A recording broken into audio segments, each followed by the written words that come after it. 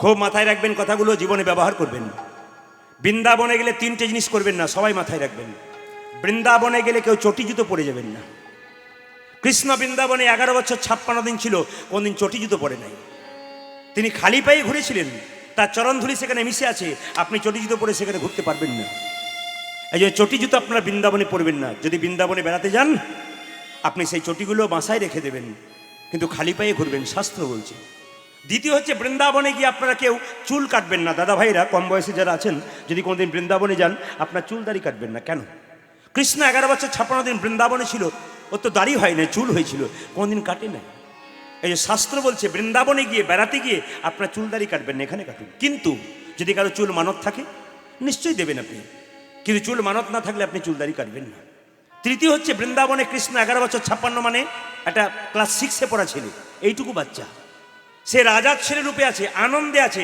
ওখানে দুঃখে দেবেন না। ওখানে বাঁকে বিহারী কৃষ্ণের কাছে আপনারা কেউ কাঁদবেন না। অন্য মন্দিরে কাঁদবেন, কিন্তু বৃন্দাবনে গিয়ে বাঁকে বিহারীর কাছে কাঁদবেন না। কেন? একটা বাচ্চা খুব আনন্দে বাড়িতে থাকলে তার মা বাবা যদি ঝগড়াঝাটি করে, সেই বাচ্চা যেমন মন ঘুমসে যায়, মনটা ভরকে যায়, মনটা বেঁকে যায়, ঠিক সেরকম বৃন্দাবনে গিয়ে কৃষ্ণ খুব আনন্দে আছে। ওখানে বাঁকে বিহারী কৃষ্ণ, ওখানে কেউ যদি ভক্ত কাঁদে না, ভগবানের কষ্ট হয়। যে কোনো ভক্ত ভগবানকে কষ্ট দিতে চায় না, তাই বৃন্দাবনে গিয়ে খালি রাধে রাধে রাধে বলতে।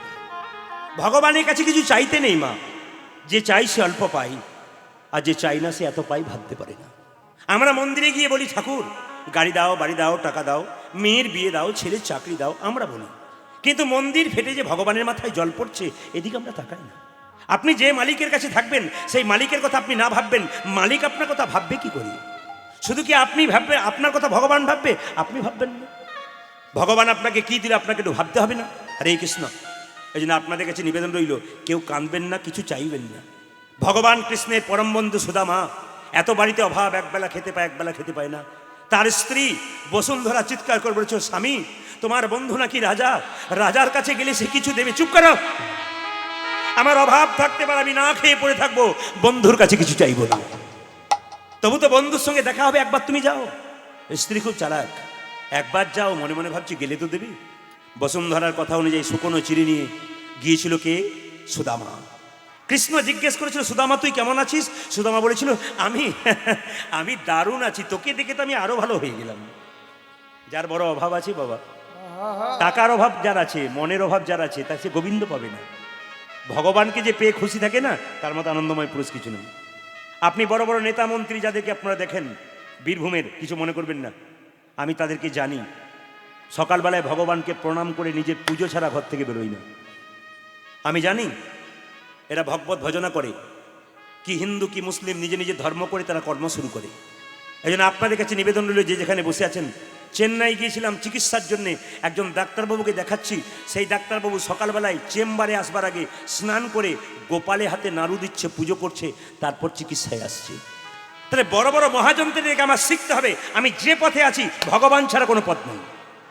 আমার বিপদ আপদ দায় দৈব একমাত্র গোবিন্দ আছে, তারপর ভরসা করতে হবে। তার দাস হয়ে আপনি কাজ করবেন, ভগবান কৃপা আপনাকে করবেই। যদি মাথায় রাখেন কথাগুলো, জীবন সুন্দর হয়ে যাবে আপনাদের।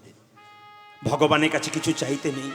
সুদামাকে বলেছিল, সুদামা তুই ভালো আছিস? হ্যাঁ, আমি তো জানি একবেলা খেতে পাস, একবেলা খেতে পাস না, তবু তুই আমার কাছে চাস না। মনে মনে ভাবছে কৃষ্ণ। সুদামা মনে মনে ভাবছে, আমি তো খুব ভালো আছি। এই জগতে দেখবেন কুন্তী কৃষ্ণকে বলেছিল, কৃষ্ণ জীবনে তোর কাছে একটা জিনিস চাই, তুই দিবি কি? আমাকে আশীর্বাদ কর। আমি পুত্র হয়ে পিসিকে, ছেলে হয়ে পিসিকে কি আশীর্বাদ করব? একটি আশীর্বাদ কর, জীবনে যতদিন বেঁচে থাকি যেন কৃষ্ণ বলে কাঁদতে পারি। কিসি কৃষ্ণ বলে কেঁদে তোমার কি আনন্দ রে? যে পাষাণের হৃদয়ে প্রেম জাগে নাই, যে কৃষ্ণ বলে কাঁদে নাই, সে কি করে জানবে কৃষ্ণ বলে কাঁদাতে কত আনন্দ আছে? বিপদে থাকলে ভগবানকে পাওয়া যায়, সম্পদে থাকলে ভগবানকে হারা যায়। যার যত সম্পদ হবে তার কাছ থেকে ভগবান সরবে, আর যার যত বিপদ আসবে ভগবান তার কাছে আসবে। আপনি বিপদে পড়বেন তবে ভগবানকে রাখবেন, সম্পদ হলে ভগবানকে ভুলে যাবেন। কুন্তী কি সুন্দর বলেছিল, আমাকে বিপদ দে, বিপদ দে, যত বিপদ দিবি তোকে স্মরণ করবো, তবে তো আনন্দে থাকবো রে। আর সম্পদ পেলে আমার শরীরে নানা রকম রোগ জন্মাবে, আমি টেনশন ভোগ করবো। মায়েরা, সুদামাকে জিজ্ঞেস করেছো, তুই বহুদিন পরে আমার কাছে এসেছিলি, কি এনেছিস? সুদামা শুকনো চিড়ে নিয়ে গেছিল। বগল দাবা করে বলছে, আমি কি আনবো, আমি তো চুপ কর। ভগবান বলছে, তুই আমাকে ফাঁকি দিস না, আমি অন্তর্যামী ভগবান। তুই যে কি এনেছিস আমি সব জানি, দে বলছি। সুদামা বলছে, না দেবো না। শুকনো গামছা থেকে চিড়েগুলো নিয়ে বলল, বাহ সুদামা, তুই আমার জন্য শুকনো চিড়ে এনেছিস? হ্যাঁ রে, তুই আমায় এত ভালোবাসিস। লোকে ফল খাইয়ে মিষ্টি খাইয়ে খাইয়ে আমার জিভটাকে নিরস করে দিয়েছে, আমার আর মিষ্টি খেতে ভালো লাগে না। কিন্তু তুই শুকনো চিড়ে এনেছিস, আবার চিড়েগুলো ভিজিয়ে এনেছিস। তুই এত ভালোবাসিস যে শুকনো চিড়েগুলো ভিজিয়ে এনেছিস যাতে আমার গলায় না লেগে। সুদামা বলছে, কৃষ্ণ, আনবার কালে আমি শুকনো চিড়ে এনেছিলাম, আর আনতে আনতে মনে মনে ভাবছিলাম, ওরে সুদা কৃষ্ণ, লোকে তোকে সোনার থালাই রূপোর থালাই কত পাইছে, কিন্তু আমি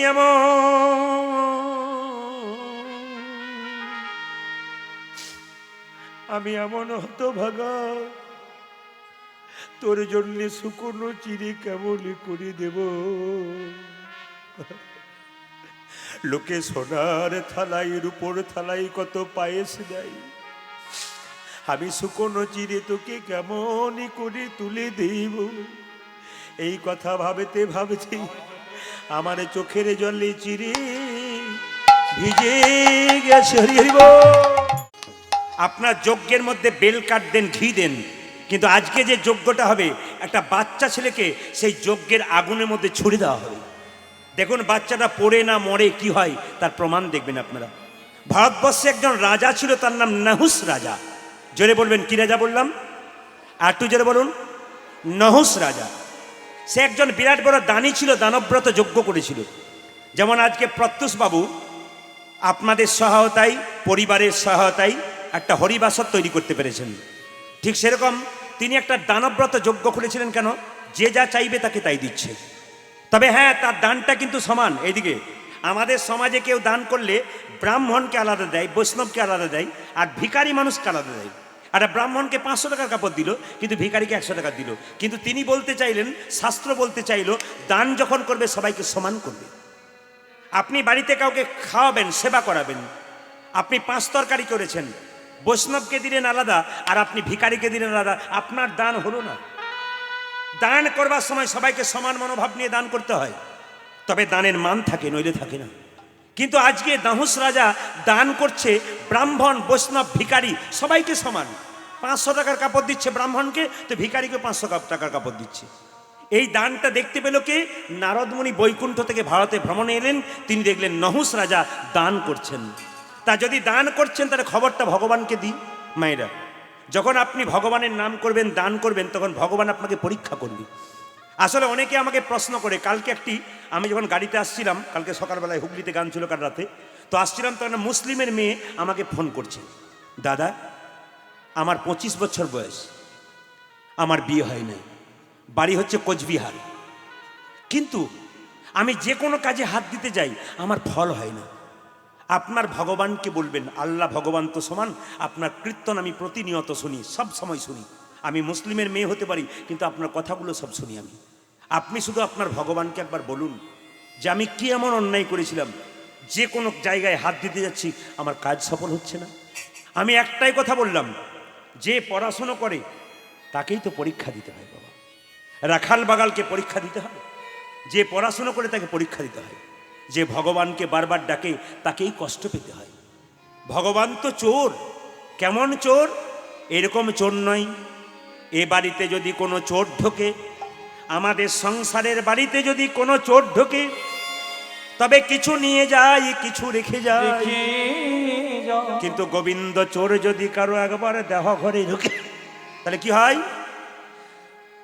গোবিন্দ চোর যদি কারো দেহ ঘরে চোর ঢোকে। ভিখারি যখন আপনার বাড়িতে যাই, সে কি চুপচাপ বলে যে মা ভিক্ষা দাও, না তার আগে একটা কথা বলে, রাধে রাধে মা, জয় নিতাই মা, হরে কৃষ্ণ মা, একটা বলে না? ভক্ত মানুষ বলে না? জোরে বলবেন। বাড়িতে গিয়ে হরে কৃষ্ণ মা, ভিক্ষা দাও। আপনি তখন ভিক্ষা দিলেন, চুপ করে দিয়ে দিলেন, ভুল করলেন আপনি। আপনার দান হলো, সম্পূর্ণ হলো না। পূর্ণতা বজায় করতে কি করতে হবে? কোনো ভিখারি আপনাকে রাস্তাঘাটে বলছে, মা কিছু দাও, 4 দিন খাই নাই, আপনার সামর্থ্য অনুযায়ী আপনি দান করবেন। আপনার যেমন আছে তেমন দেবেন। আপনার 5 টাকা দেওয়ার ক্ষমতা আছে 5 টাকা দেবেন, আপনার 200 টাকা দেওয়ার ক্ষমতা আছে 200 টাকা দেবেন। তবে কোনো বৃদ্ধ মানুষ ভালো করে চলতে পারে না, চোখে দেখতে পারে না, আপনি দোকান যাচ্ছেন 200 টাকা নিয়ে,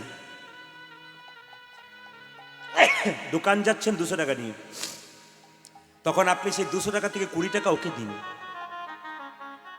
বৃদ্ধ মানুষ যে চলতে পারে না, যে অন্ধ, চোখে দেখতে পায় না, যে যে চোখে দেখতে পায় না, যে ভালো করে চলতে পারে না, তাকে দিন। অসহায় ব্যক্তিকে দিন, শক্ত সামর্থ্য ব্যক্তিকে নয়। যে পরিশ্রম করতে পারে, ভিক্ষা করে, তাকে বলবেন পরিশ্রম করে খাও। কিন্তু বাচ্চা ছেলে, অবোধ, অনাথ, কেউ নাই, সে হাত পেতেছে, ছেলের মতো তাকে দিন, ব্যাংকে জমা থাকবে। আপনাদের বলে যাই, ভিক্ষা যখন দেবেন নাম করে দেবেন। ও যখন বলবো হরে কৃষ্ণ মা কিছু দাও, আপনি 2 টাকাই দেবেন, যা দিন হরে কৃষ্ণ বাবা। যদি লজ্জা হয় বলতে, আপনি আস্তে আস্তে বলবেন হরে কৃষ্ণ। জয়নিতাই মা কিছু দাও, দেবার সময় বলবেন জয়নিতাই জয়নিতাই, এটা বলে দেবেন, তবে দানটা পরিপূর্ণ হবে। আর এটা না বললে দান দেওয়া হবে, আপনি লাভ পাবেন কিন্তু কম পাবেন।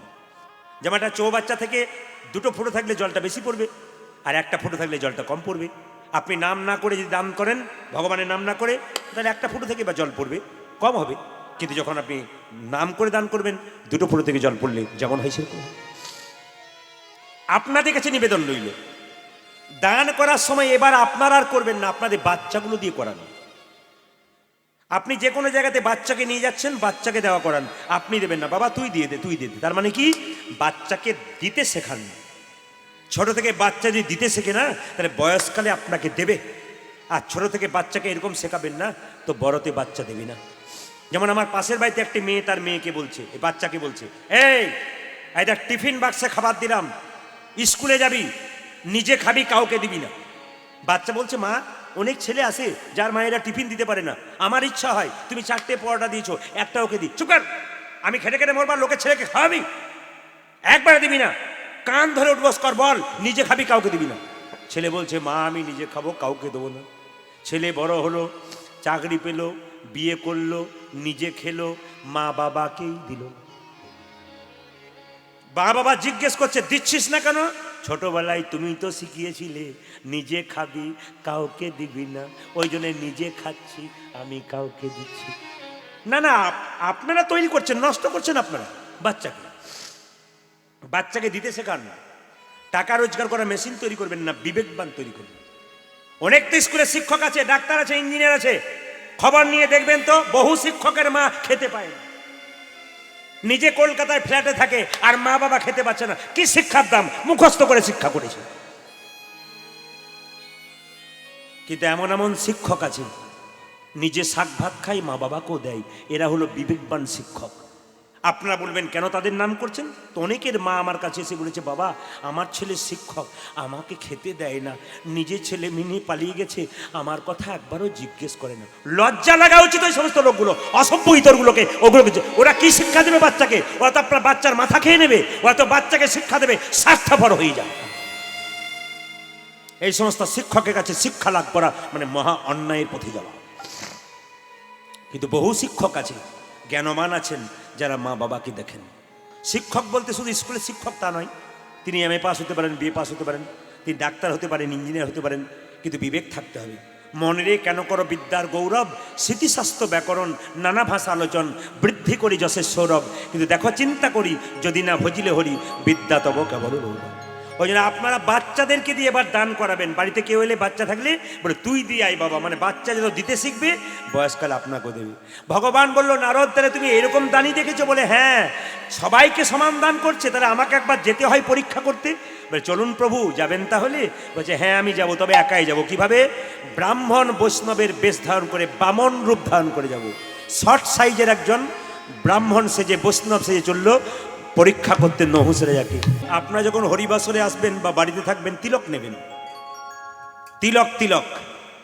কিন্তু আপনারা মনে মনে ভাবছেন তিলক নিলেই তো দোষ। বলে কেন? পাশের বাড়ির লোকটা বলবে, বাবা রে কবে থেকে এত বড় ভক্ত হয়ে গেলি গো। না না, এইটাই আমাদের লজ্জা। আপনার ইচ্ছা হয়েছে একটু তিলক নেবো, কিন্তু আপনার পাশে বাড়ির লোকটা আপনার পেছন, এইটাই আমাদের লজ্জা। অন্যান্য সমাজে ধর্মীয় লোককে দেখে তারা সম্মান দেয়, আর আমাদের সমাজে ধর্মীয় লোককে দেখলে আমরা তার পেছনে লেগে যাই, এইটাই আমাদের দুঃখ। আমরা যে কোন জায়গায় পৌঁছাবো এটা আমরা নিজেই খুঁজে পাচ্ছি না। ধর্মীয় লোককে সম্মান দিন। কেন? যদি কোনো ধর্মীয় লোককে আপনি অসম্মান করেন, যদি সাধুগুরু বৈষ্ণবকে অপমান করেন, আপনি সাধুকে অপমান করলেন না, ভগবানকে করলেন। হরিদাসকে যখন 22 বাজারে বেত্রাঘাত করা হয়েছিল, হরিদাসের অঙ্গে যতনা লেগেছিল, মহাপ্রভুর অঙ্গে তার চাইতে বেশি লেগেছিল। মহাপ্রভু দেখিয়ে দিয়েছিল, দেখ হরিদাস, তোর অঙ্গে যত আঘাত লেগেছে বাবা, দেখ তার বেশি আমার অঙ্গে লেগেছে। এই জন্য আমার ভক্তকে কেউ যদি কষ্ট দেয় না, তবে ভক্ত যতটা কষ্ট পাই, আমি ভগবান যে তার চাইতে বেশি কষ্ট পাই। এই জন্য ভক্তকে, যে ভগবানকে ভালোবাসে সে ভক্ত, কিন্তু যে ভগবানকে ভালোবাসে আবার ভগবানের ভক্তকে ভালোবাসতে জানে, সে হলো শ্রেষ্ঠ ভক্ত। এই জন্য আপনারা ভগবানের ভক্তকে ভালোবাসতে শিখুন, কাজে লেগে যাবে। তবে বলে রাখি, তিলক আপনার নেবেন। আমার পাশের বাড়িতে একটা মেয়ে ক্লাস 9-এ পড়ে। আমার কীর্তন শোনার পর থেকে সে তিলক নাই। মায়েরা, 9-এ পড়া মেয়ে, 15 বছর, তিলক নাই। স্কুলে যাই, আমি জিজ্ঞেস করি, খুকি তুই তিলক নিয়েছিস? হ্যাঁ কাকু নিয়েছি। তা কোথায় শিখলি রে? তোমার কীর্তন শুনি যাবি প্রত্যেক দিন। তিলক নিতে হয় বলো? তিলক নিয়েছি। ও, 1 মাস তিলক নিয়েছে, 2 মাস তিলক নিয়েছে, 3 মাস পরে দেখলাম মেয়েটার তিলক নাই। আমি একদিন ডাকলাম, খুকি এদিকে আয়, বলুন তিলক কই তোর? কাঁদছে। কেন কাঁদছিস তুই? আরে বলবি তো। এত কাঁদছে যে কান্না বন্ধ করা যায় না। বলছে কাকু, হিন্দু ধর্মটাকে নষ্ট করার মূলে হিন্দু। বললাম কিরকম? হিন্দু মেয়েরা আমার সঙ্গে কলেজে যায়, আমার তিলক দেখে ঠাট্টা করে বলে একদিন বৈষ্ণবী হয়ে যাবি, তোর আর বিয়েই হবে না। এগুলো হাসি নয়, এগুলো লজ্জা আমাদের। বলছে তাতেও আমি কর্ণপাত করি নাই কাকু, আমি কিছু বলি নাই। একদিন 7-8টা মেয়ে মিলে আমার তিলকটাকে জল দিয়ে মুছে দিল। বলছে এইবার তিলক করলে না মার খাবি, তোর তিলক আমি ভাবি লজ্জা লাগা উচিত এই সমস্ত পরিবারের লোকগুলোকে, লজ্জা লাগা উচিত এই সমস্ত মেয়েকে যারা একটা মেয়ের তিলক মুছে দেয়, নিজের ধর্মের লোকে ধর্মকে নষ্ট করে। এরাই তো ধর্মের শত্রু। সে কেঁদে কেঁদে বলছে কাকু আপনি পরিবর্তন করতে পারবেন না। আমি পরিবর্তন হয়েছিলাম, ভেবেছিলাম আমার মতো তিলক দেখে কোনো মেয়ে যদি 1 ফোঁটাও নেয় তাও তো কাজ হয়, কিন্তু ফোঁটা নেওয়া তো দূরের কথা, আমার তিলকটা মুছে দিল, একদিন আমাকে মেরেছে। আমি আর নেবো না কাকু, তিলক নেবো না। বললাম মা তুই এক কাজ করবি। বলে কি? আপনাদের জন্য বলে রাখি, তিলক নিতে যদি আপনাদের লজ্জা হয়, তুলসী গাছে জল দেওয়ার পর তুলসী গাছের যে নিচে মাটিটা রয়েছে না, ওই মাটিটা আপনারা, এই আঙুলটার নাম বৃদ্ধাঙ্গুষ্ঠী, এটার নাম তর্জনী, এটার নাম মধ্যমা, এটার নাম অনামিকা, এটার নাম কনিষ্ঠা। আপনি অনামিকা মানে এই আঙুলটা দিয়ে তুলসী গাছে জল দিয়ে 3 বার এই মাটিটা হরে কৃষ্ণ মহামন্ত্র বলে কপালে নেবেন, তিলক আপনার হয়ে যাবে। পূর্ণ তিলক হবে না, কিন্তু তিলক হবে। কেমন হবে? বাচ্চা ছেলেরা সাইকেলে চাপতে পারে না, প্রথমে হাফ প্যাডেলে চাপে। কেন? হাফ প্যাডেলে চাপবে তবে তো সিটে চাপবার ইচ্ছা জাগবে। আপনি যখনই তুলসী মঞ্চ থেকে একটু করে কপালে মাটি নেবেন না, আপনার 1 বছর পর মনে হবে ক্লাস 1-এ ভর্তি হলাম, এবার তো আমাকে 2-এ যেতে হবে। আপনি উত্তীর্ণ হবেন, আস্তে আস্তে উঠবেন, আপনার কোয়ালিফিকেশন বাড়বে। এই জন্য বাড়ির বাচ্চাদের সবাইকে আপনাদের নিবেদন রইল, কাল থেকে স্নান করার পর 1 ঘটি জল দেবেন তুলসী গাছে।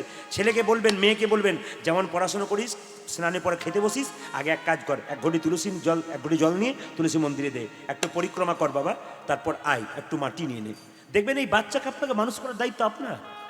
আমাদের বাচ্চাদের মাতৃভাষা পিতৃভাষা নয়। বাবা তো জন্ম দিয়ে কর্মে যায়, তাকে তো কর্ম করতে হয়, টাকা রোজগার করতে হয়। আর মায়েদের কোলে বাচ্চা থাকে, মা কি বলে?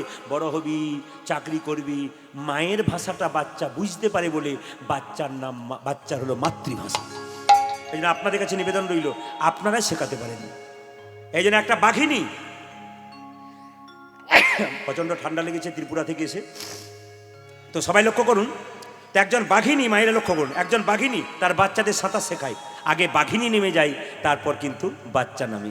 আপনি ধর্মের পথে নামবেন, দেখবেন আপনার বাচ্চা নামবে।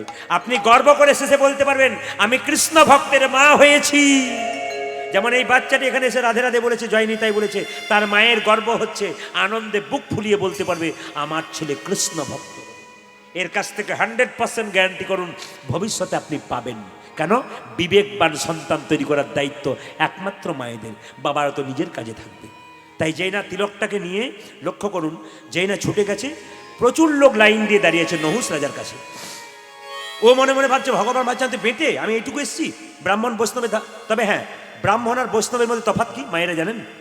ব্রাহ্মণকে প্রণাম করলে ব্রাহ্মণ ঘুরে কাউকে প্রণাম করে না, কিন্তু বৈষ্ণবকে প্রণাম করলে বৈষ্ণব ঘুরে আবার প্রণাম দেয়। দেখবেন লক্ষ্য করে। এই জন্য বলছে ব্রাহ্মণ হয়ে কেউ যদি বৈষ্ণব হতে পারে তার লাভ কিন্তু অনেক বেশি থাকে। ভগবান ব্রাহ্মণের বেশ ধারণ করে বৈষ্ণবের বেশ ধারণ করে লাইন দিয়ে দাঁড়িয়েছে, প্রচুর লোক দান করছে নহুষ রাজা। শুধু ভক্তবৃন্দ, ভক্তিমতী মায়েরা, অক্লান্ত পরিশ্রম করে সংসার থেকে এসে আপনারা হরিবাসরে বসেছেন এবং এত ব্যস্ততার মধ্যে আপনারা কীর্তন শুনতে এসেছেন। এর থেকে পরিষ্কার প্রমাণ হয়ে যায় যে মহাপ্রভুর কৃপা তো অবশ্যই আপনাদের উপর বর্ষণ হয়েছে। পাশের বাড়ির লোক হয়তো এমন হতে পারে টিভিতে সিরিয়াল দেখছে কিন্তু হরিনামে আসতে পারেনি, কিন্তু 25 কিলোমিটার দূর থেকে গাড়ি ভাড়া করে বহু লোক এসছে কীর্তন শুনতে। গোবিন্দের কৃপা আছে একমাত্র তার জন্য। পাতলা করুন, গোবিন্দের কৃপা আছে একমাত্র তার জন্য। কৃপা মানে এমনি হয় না, করে পাওয়ার নয় কৃপা। আপনি কর্ম করবেন তবে তো কৃপা পাবেন, করে পাওয়ার নাম কৃপা। তো আজকে যখন হরিবাসর এসছেন আপনাদের কাছে নিবেদন রইল, কীর্তন চলাকালীন কেউ কোনো গল্প করবেন না। পাশের জন যদি গল্প করে আপনি শুনবেন না, আপনি শুনলে উনি আরো 5টা বেশি করে বলবেন। এই জন্য হরিনাম শুনতে এলে পণ্ডিতের কথা প্রণাম করে বসতে হয়, আর উঠবার সময় প্রণাম করে উঠতে হয়। না না, কীর্তনিয়াকে নয়, স্বয়ং মহাপ্রভুকে, যিনি হরিনাম দিয়েছেন তাকে প্রণাম করতে হয়, প্রণাম করে বসতে হয়, সম্মান দিয়ে বসতে হয়। প্রয়োজনে উঠতে পারেন, কিন্তু প্রণাম করে উঠবেন, আপনার লাখের লাভ হয়ে যাবে। অনেকে বলছে প্রণাম করব কি করে, আমরা তো চটি জুতো নিয়ে সামাল। না না, চটির উপরেই বসুন, কিন্তু প্রণাম করে বসুন। সবচাইতে দুঃখের ব্যাপার, কমিটি কোনো কোনো জায়গায় চটি রাখার ব্যবস্থা করে, আর কিছু কিছু ভদ্রলোক আছে বাড়ি থেকে পুরনো চটি এনে উনি নতুন চটি বাড়ি নিয়ে যান। এদের জন্য প্রার্থনা করুন ভগবানের কাছে যেন চিরকাল চটি চোর রূপেই জন্ম হয়, এদের জীবন সার্থক হোক চটি চুরি করতে করতে। মানে এই জিনিসগুলো আমাদের শুনতে হয় যে বাবা চটি পরেছিলাম, আমার চটি নাই। যাই হোক, কলিযুগের ভগবান স্বয়ং মহাপ্রভু তিনি এসেছিলেন কবে? যীশু খ্রিস্টের যেদিন জন্মদিন বাচ্চারা দোকানে কেক কেনে, আপনার বাচ্চা কিন্তু জানতে পেরে যায় আজকে যীশু খ্রিস্টের জন্মদিন। কিন্তু সবচাইতে লজ্জার ব্যাপার এইটাই, আমাদের বাড়ির বাচ্চাগুলো জানে না কোন দিন মহাপ্রভুর জন্মদিন। না না, যীশু খ্রিস্টের জন্মদিন, তিনি একজন মহাপুরুষ, তার জন্মদিন মনে রাখার সার্থকতা অবশ্যই দরকার। কিন্তু কলিযুগের ভগবান যিনি আমাদের নাম দিলেন, তার জন্ম কবে হলো আমাদের বাড়ির ছেলেরা জানে না। এর জন্য ছেলেরা দায়ী নয়, দায়ী আমরা। কুমোর যদি হাঁড়ি তৈরি করে, হাঁড়ি তৈরি করতে করতে হাঁড়ির কানা যদি বেঁকে যায়, তার জন্য কুমোর দায়ী না হাঁড়ি দায়ী? এ তো কুমোর দায়ী। আপনি নিজেই জানেন না মহাপ্রভুর জন্ম কবে, আর যদি বা জানেন ছেলের কাছে প্রকাশ করেন না কেন? এখন পড়াশুনো কর, ওসব জন্ম জেনে তোর লাভ নেই। এই জন্য হিন্দু সনাতন ধর্ম দিনের পর দিন নিচের দিকে যাচ্ছে, আমাদের গাফিলতির জন্য, নেগলিজেন্সির জন্য। মহাপ্রভুর জন্ম কবে হয়েছিল আপনারা একটু একটু করে জানবেন একটু পর। এনেছিল কে? মহাপ্রভুর চাইতে 52 বছরের বড় যে, তিনি কে? অদ্বৈত মহাপ্রভু। গঙ্গা জলে তুলসী পত্র দিয়ে মহাপ্রভুকে আহ্বান করেছিলেন। যে ঘাটে অদ্বৈত প্রভু তুলসী পত্র দিলেন গঙ্গায়, আরেক ঘাটে স্নান করছিল সচিমাতা। সেই তুলসী পাতা তার নাভির চারিদিকে ঘুরতে ঘুরতে হঠাৎ বিলীন হয়ে গেল। সময়টি ছিল মাঘ মাস, মহাপ্রভু এলেন ফাল্গুন মাস। 13 মাস মায়ের পেটে ছিলেন। ডাক যদি সঠিক হয় ভগবান আসে। অদ্বৈত প্রভু ডাকলেন, এসো গৌর হরি, তবে এসো গৌর হরি। ডাক যদি সঠিক হয় ভগবান আসে। রামকৃষ্ণ পরমহংসদেবকে একজন শিষ্য জিজ্ঞেস করেছিল, ঠাকুর তুমি নাকি বলো লোকের কাছে মা তোমার হাতে খায়, কই তোমার হাতে খায়, আমার হাতে খায় না কেন? ঠাকুর বলল, হ্যাঁ হ্যাঁ রে খাই। তো কই আমার হাতে খায় না কেন? ডাকার মতো ডাক, তোর হাতেও খাবে। না ঠাকুর, তুমি যেমন ডাকো আমি তেমন ডাকি, তোমার ডাকা আমার ডাকার মধ্যে তফাৎ কি, খাই না কেন? ঠাকুর বলল, ডাকার মধ্যে আকুলতা ব্যাকুলতা চাই, মা খাবে। ছেলে বলল, আমি বুঝতে পারলাম না কাকে আকুলতা ব্যাকুলতা বলে, তবে আই। গঙ্গা জলে ছেলেটাকে কিছুক্ষণ ডুবিয়ে রাখলো। যখন উঠাচ্ছে তখন বলছে, হ্যাঁ রে, তোকে যখন জলের মধ্যে ডোবালাম তখন তোর ভেতরটা কেমন করছিল? ঠাকুর, ভেতর আমার হাকু পাকু করছিল, এই বুঝি প্রাণ বেরিয়ে যাবে। ভগবানকে ডাকবার সময় তোর মন যদি এরকম আকুপাকু করে, ভগবান কি না এসে থাকতে পারে? কংসের কারাগারে কৃষ্ণ জন্ম নিয়েছিল। যখন জন্ম নেয় নাই ততক্ষণ কারাগার অন্ধকার ছিল, কিন্তু কৃষ্ণ যেই না কারাগারে জন্ম নিল অমনি সঙ্গে সঙ্গে কারাগার আলো হয়ে গেল। তত্ত্ব বলছে আমাদের দেহটা বা হৃদয়টা একটা কারাগার। যতক্ষণ আপনি কৃষ্ণ নাম শুনবেন না আর বলবেন না, ততক্ষণ আপনার হৃদয় কারাগারটা অন্ধকার থাকবে। আর যখনই আপনি কৃষ্ণ নাম শুনতে আরম্ভ করবেন আর বলতে আরম্ভ করবেন, আপনার হৃদয় কারাগারটা আলো হয়ে যাবে। এই জন্য প্রত্যেকের কাছে নিবেদন রইল, সংসার কারাগার থেকে মুক্তি পাবার জন্যে হৃদয় কারাগারটাকে আগে আলো করুন, কৃষ্ণ নাম শুনে আর কৃষ্ণ নাম বলে। এই মানব জনম ধন্য হবে একটাই কারণে, নাম ছাড়া কোনো গতি নাই। আপনার প্রচণ্ড টেনশন হচ্ছে, হাইপার টেনশন, যাকে উচ্চ রক্তচাপ বলা হয়। আপনি দোকান থেকে ট্যাবলেট আনছেন, খাচ্ছেন, কিছুক্ষণ রিমিশন হচ্ছে, আবার আপনার হচ্ছে। কিন্তু এই টেনশন থেকে মুক্তি হবার একমাত্র ওষুধ, মহা ওষুধ, হরিনাম। নিজের উপর ভরসা করলে চলবে না, ভগবানের উপর ভরসা করতে হবে। আপনি সব কিছু নিজের উপরে ভরসা করবেন তো ভগবানকে ভরসা করবেন না, আপনি কষ্ট পাবেন। আর আপনি যদি সব কিছু কর্ম করবেন কিন্তু ভগবানকে বলবেন, প্রভু আমি তোমার দাস, তুমি তো ভগবান, তুমি যা করাচ্ছ আমি করছি, কর্ম করব আমি, ফল দেবার মালিক তুমি। এই জন্যে আপনাদের কাছে নিবেদন হচ্ছে, ইংরেজিতে একটা কথা আছে যে ম্যান প্রপোজেস গড ডিসপোজেস। তার মানে কি, মানুষ পরিকল্পনা করে, ভগবান ভাগে। আপনি ভাবছেন এই করব সেই করব, কিন্তু না, ভগবানের চরণে স্মরণ করে যদি করতে পারেন, জীবন সুন্দর হয়ে যাবে। অদ্বৈত প্রভু মহাপ্রভুর আহ্বানে লক্ষ্য করুন, এলেন সচিমাতার কোল আলো করে নিমাই। ছোটবেলায় নাম রাখা হলো নিমাই, যৌবন বেলায় নাম রাখা হলো গৌরাঙ্গ, আর সন্ন্যাসের পরে নাম রাখা হলো শ্রীকৃষ্ণ চৈতন্য প্রভু। শ্রী মানে কি সুন্দর, কৃষ্ণ মানে কি আকর্ষণ, চৈতন্য মানে কি চেতনা। হরিনামের আকর্ষণ এমন, দেখুন পাগলের মতো ছুটে এসছেন, ড্যান্স হাঙ্গামা হবে, মারামারি ঝগড়া হয়, পালিয়ে যায়। হরিনাম এমন মহাঔষধি মহাপ্রভু দান করলেন, যা আপনি একবার বসে গেলে, হৃদয়ে ঢুকে গেলে আর আপনি বেরোতে পারবেন না। এক আজব জিনিস, এক মহাঔষধি। এই জিনিসটা গ্রহণ করতে পারলে আপনার জীবন ধন্য হবে না। কি বলতে পেরেছি? এই সংসারে কেউ কারো নয়, যতক্ষণ আপনি দেবেন ততক্ষণ ভালো, দেওয়া বন্ধ করুন, আপনি দেখতে পারবেন আপনার আপনকে আর আপনি পরকে। এই জন্য বলে রাখি, মহাপ্রভু এলেন 13 মাস বয়সে। এই জন্য আপনাদেরকে বলে রাখি যে দেখবেন আমরা যদি এরকম করে দাঁড়াই, তাহলে আমাদের হাতগুলো হাঁটু পর্যন্ত যায় না। মহাপ্রভু দাঁড়ালে হাঁটু পর্যন্ত যায় কেন? আমরা আপন আপন হাতে মাপলে 3.5 হাত, আর মহাপ্রভু 4 হাত। এই জন্য মহাপ্রভুকে আজানু লম্বিত ভুজ বলা হয়। আশ্চর্যের ব্যাপার, কাঁচা সোনার মতো গায়ের রং। বহু মানুষের মাঝে যখন চলে যায়, তখন একটা বিরাট মহাপুরুষ যাচ্ছে মনে হবে। আপনারা হয়তো দর্শন করেন নাই, অনুভব করতে হয়। 3.5 হাত মানুষের পাশে যদি একটা 4 হাত মানুষ যায়, তাকে কত লম্বা লাগে। যেমন চাওড়া সেরকম লম্বা, কাঁচা সোনার মতো রং। দেখে মনে হবে সত্যি যেন ভগবান স্বর্গ থেকে মর্তধামে এসেছে। ছোটবেলায় নিমাই নাম রেখেছিল। তার বাচ্চাটাকে সচিমাতা রাস্তায় খেলা করে, নিমাই পাড়ার মেয়েরা দেখতে থাকে আর কোলে নিতে থাকে। আপনাদের এখানে কোনো বাচ্চা দেখতে সুন্দর হলে, রাস্তায় খেলা করলে, মায়েরা পেরিয়ে গেলে কোলে নিতে না পারুক, একবার চুবুকে হাতটা দিয়ে চুমু খেয়ে যায়। যদি কোলে নিতে পারে অনেক ভালো।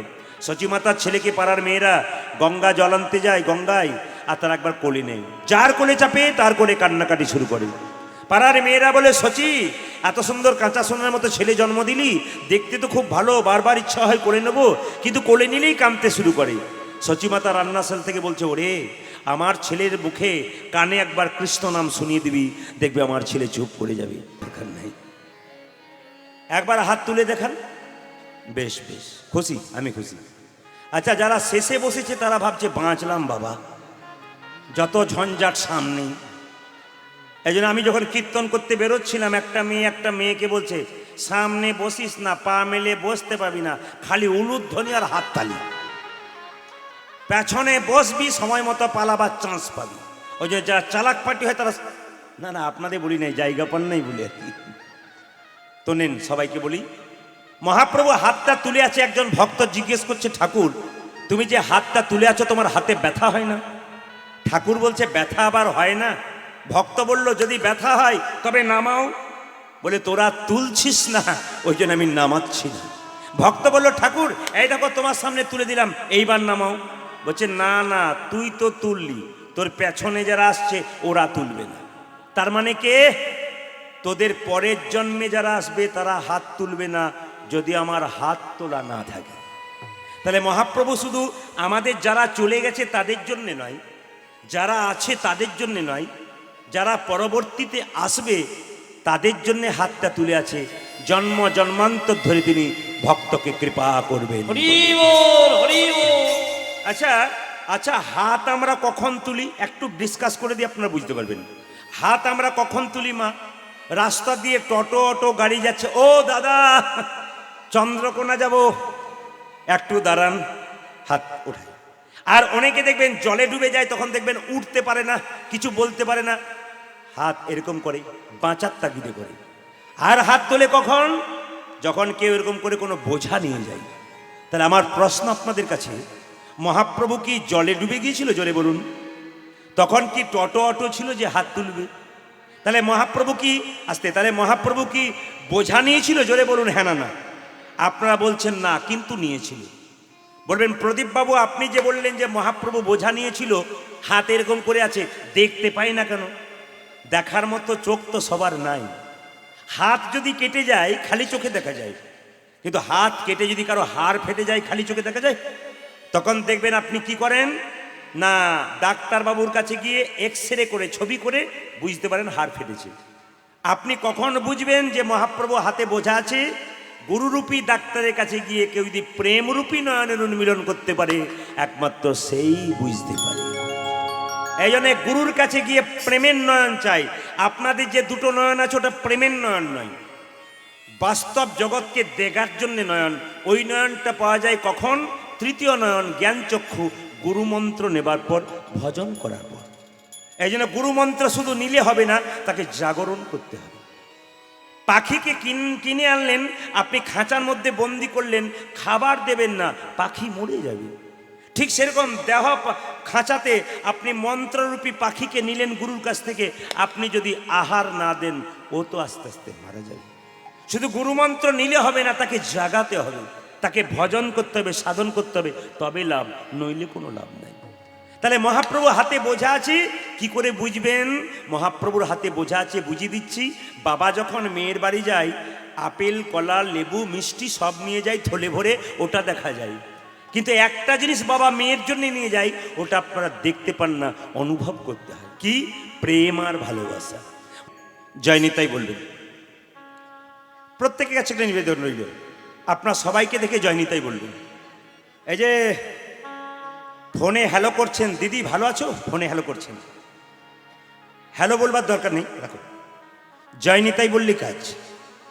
আপনি যখন কাউকে হ্যাঁ বা আপনি যখন কাউকে জয় নিতাই বলবেন, তখন পাশ থেকে ও বলবে, কবে থেকে নিতাই হলি? বলে, আজ থেকে হলাম, তুইও চালু করে দে। ঠাট্টা করার লোক তো অনেক আছে।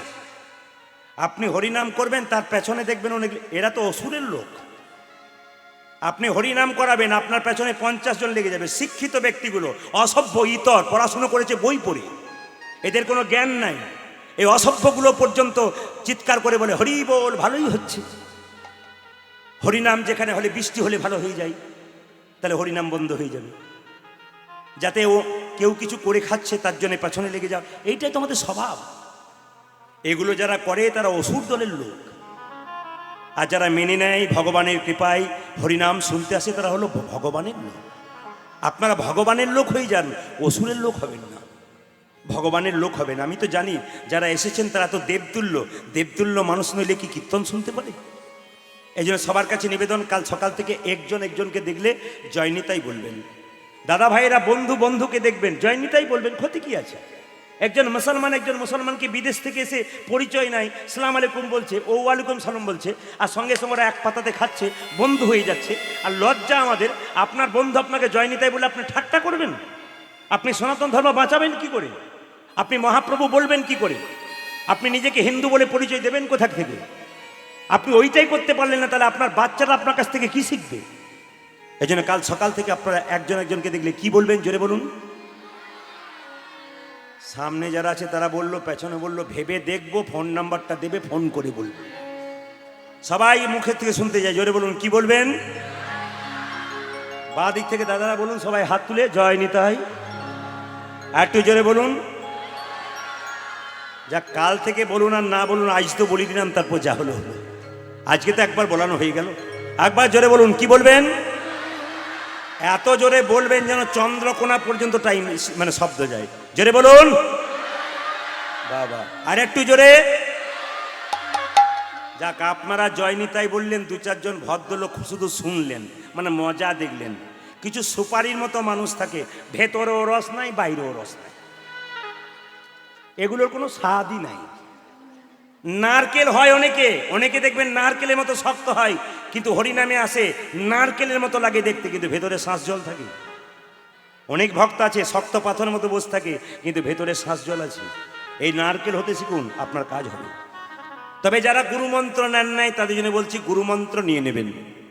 আপনি যতদিন গুরুমন্ত্র না নেবেন, থালা থালা আপেল কলা মন্দিরে নিয়ে যান, ভগবান একটাও গ্রহণ করবে না।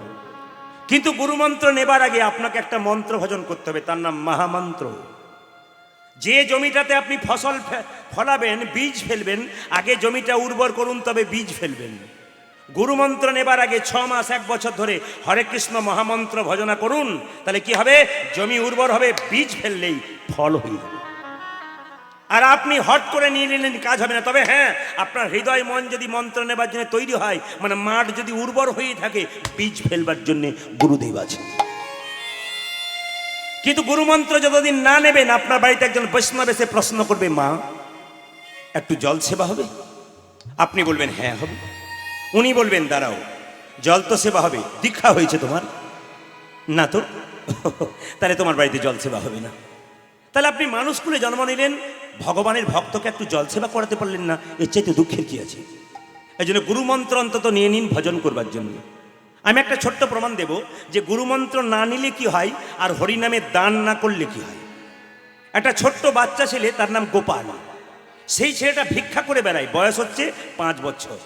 তা একটা 5 বছরের ছেলে যদি হরিনামের নামাবলী নেয় গায়ে, আর একটা ঝোলা নেয়, আর মাথায় একটা পাকড়ি বেঁধে কৃষ্ণ নাম করে, দেখতে কত সুন্দর লাগে। আপনাদের এই গ্রামটার নাম হচ্ছে বালা, তাই তো? ঠিক বলছি তো? বালা। তো বালা গ্রামের মতো একটা গ্রাম আছে, গ্রামটার নাম সত্যগ্রাম। তো সত্যগ্রাম কেন? ছোট্ট ছেলেটা 5 বছরের বয়স যখন সত্যগ্রামে ভিক্ষা করতে ঢুকলো, গ্রাম ঢুকতেই একজন দোকানদার দোকান করছে, ছেলেটাকে দেখে বলল, এই খোকা, এত সকাল সকাল তোর সন্ধে হলো কেন? তার মানে বুঝতে পেরেছেন আপনারা? কিছু বুঝলেন? খোকা, এত সকাল সকাল তোর সন্ধে হলো কেন, মানে এত কম বয়সে তুই বুড়োর মতো হরিনাম করিস কেন? এইটাই তো আমাদের লজ্জা। ছেলে মেয়েরা বাচ্চা অবস্থাকে হরিবোল বললে বলে চুপ কর, পাকামো করতে শুরু করেছে। বুড়ো বয়সে করবি এগুলো করে, সাধু সন্ন্যাসী হবি, তখন খাবো কি আমরা ভবিষ্যতে? এটাই তো আমাদের স্বভাব। অন্যান্য জাতির দেখুন মসজিদে নামাজ পড়ছে বাচ্চা থেকে বুড়ো পর্যন্ত। আপনি খ্রিস্টানদের দেখুন, ওরা চলে যাচ্ছে নিজের জায়গাতে, ঠিক মতো টাইমে ভজনা করছে। হিন্দুদের আমাদের লজ্জার ব্যাপার, মন্দিরে পাশ দিয়ে প্রচুর লোক পেরিয়ে যায়, কজন প্রণাম করে একবার তাকিয়ে দেখবেন তো। ইংরেজ সরকার যতদিন ভারতবর্ষে ছিল, ততদিন রবিবার দিন ছুটি ঘোষণা করেছিল। কেন করেছিল আপনাদের জানা আছে? এইগুলো তো জানতে হবে। ইংরেজরা ভারতবর্ষকে আক্রমণ করেছিল, তারা এই দেশটাকে আক্রমণ করেছিল, কিন্তু তারা রবিবার দিন ছুটি ঘোষণা করেছিল। কেন? সেদিন চার্চ গির্জাতে যাবার জন্য রবিবার দিন ছুটি। মুসলিম সমাজে শুক্রবার দিন ছুটি কেন? মসজিদে জুম্মার নামাজ পড়বার জন্য। আপনারা বলুন এখানে হাত তুলে, হিন্দুদের কোন দিন ছুটি আছে মন্দিরে যাবার জন্য? কোন দিন ছুটি রেখেছেন আপনারা মন্দিরে যাবার জন্য? একদিনও ছুটি রাখেন নাই। যদি রবিবার দিন ছুটি পাই, সরকারি চাকরি করি, সেই কাজগুলোকে সামলে নি সারা সপ্তাহে, মন্দিরের পাশে একবার ধার ধারি না। এইটাই তো আমাদের লজ্জা। পাশে মন্দির থাকবে, আপনি পেরিয়ে যাবেন, একটু মাথাটা নিচু করবেন, এটাই তো আমাদের কর্ম। সব ধর্মকে সমান সম্মান দেবেন, কোনো ধর্মকে ছোট করবেন না, কিন্তু নিজের ধর্মকে ত্যাগ করে নয়। কিন্তু যে পথেই যান না কেন এক জায়গাতেই যাচ্ছে, পথ আলাদা কিন্তু জায়গায় এক। আমি প্রদীপ পাল কীর্তন করছি, আমাকে কেউ বলছে উনি প্রদীপ পাল, কেউ বলছে সুদীপ পাল, কেউ বলছে উদ্দীপ পাল, কিন্তু আমি তো একজন কীর্তন গান গাইছি, আমি তো সেই।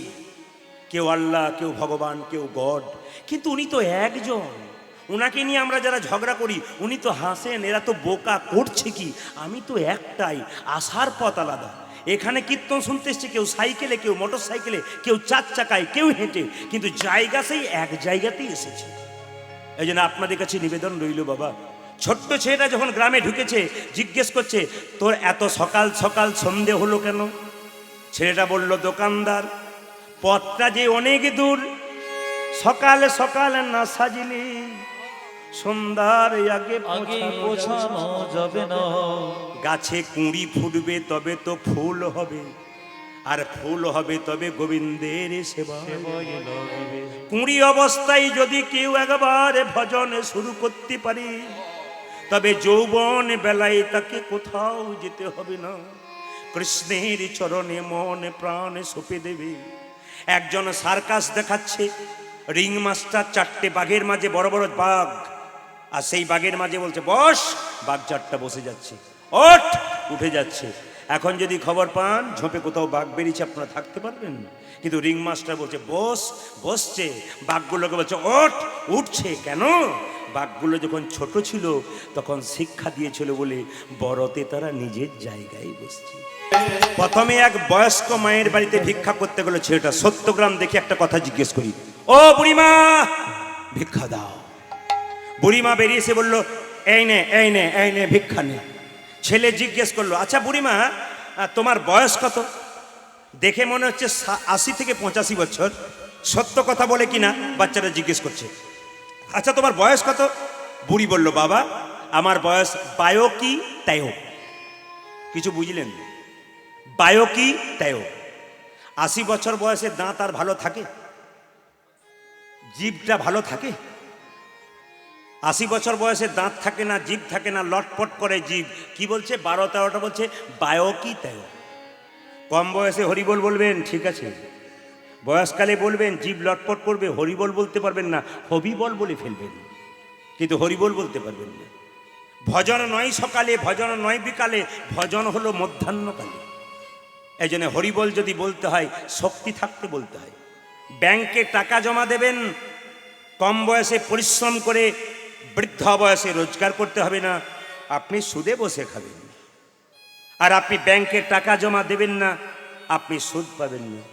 হরিনামের ব্যাংকে হরিধ্বনি উলুধ্বনি কৃষ্ণ নাম শুনবেন, দেহটাকে জমা দেবেন, আপনার বৃদ্ধ বয়সে কষ্ট করতে হবে না, হরির কৃপা আপনি পাবেন।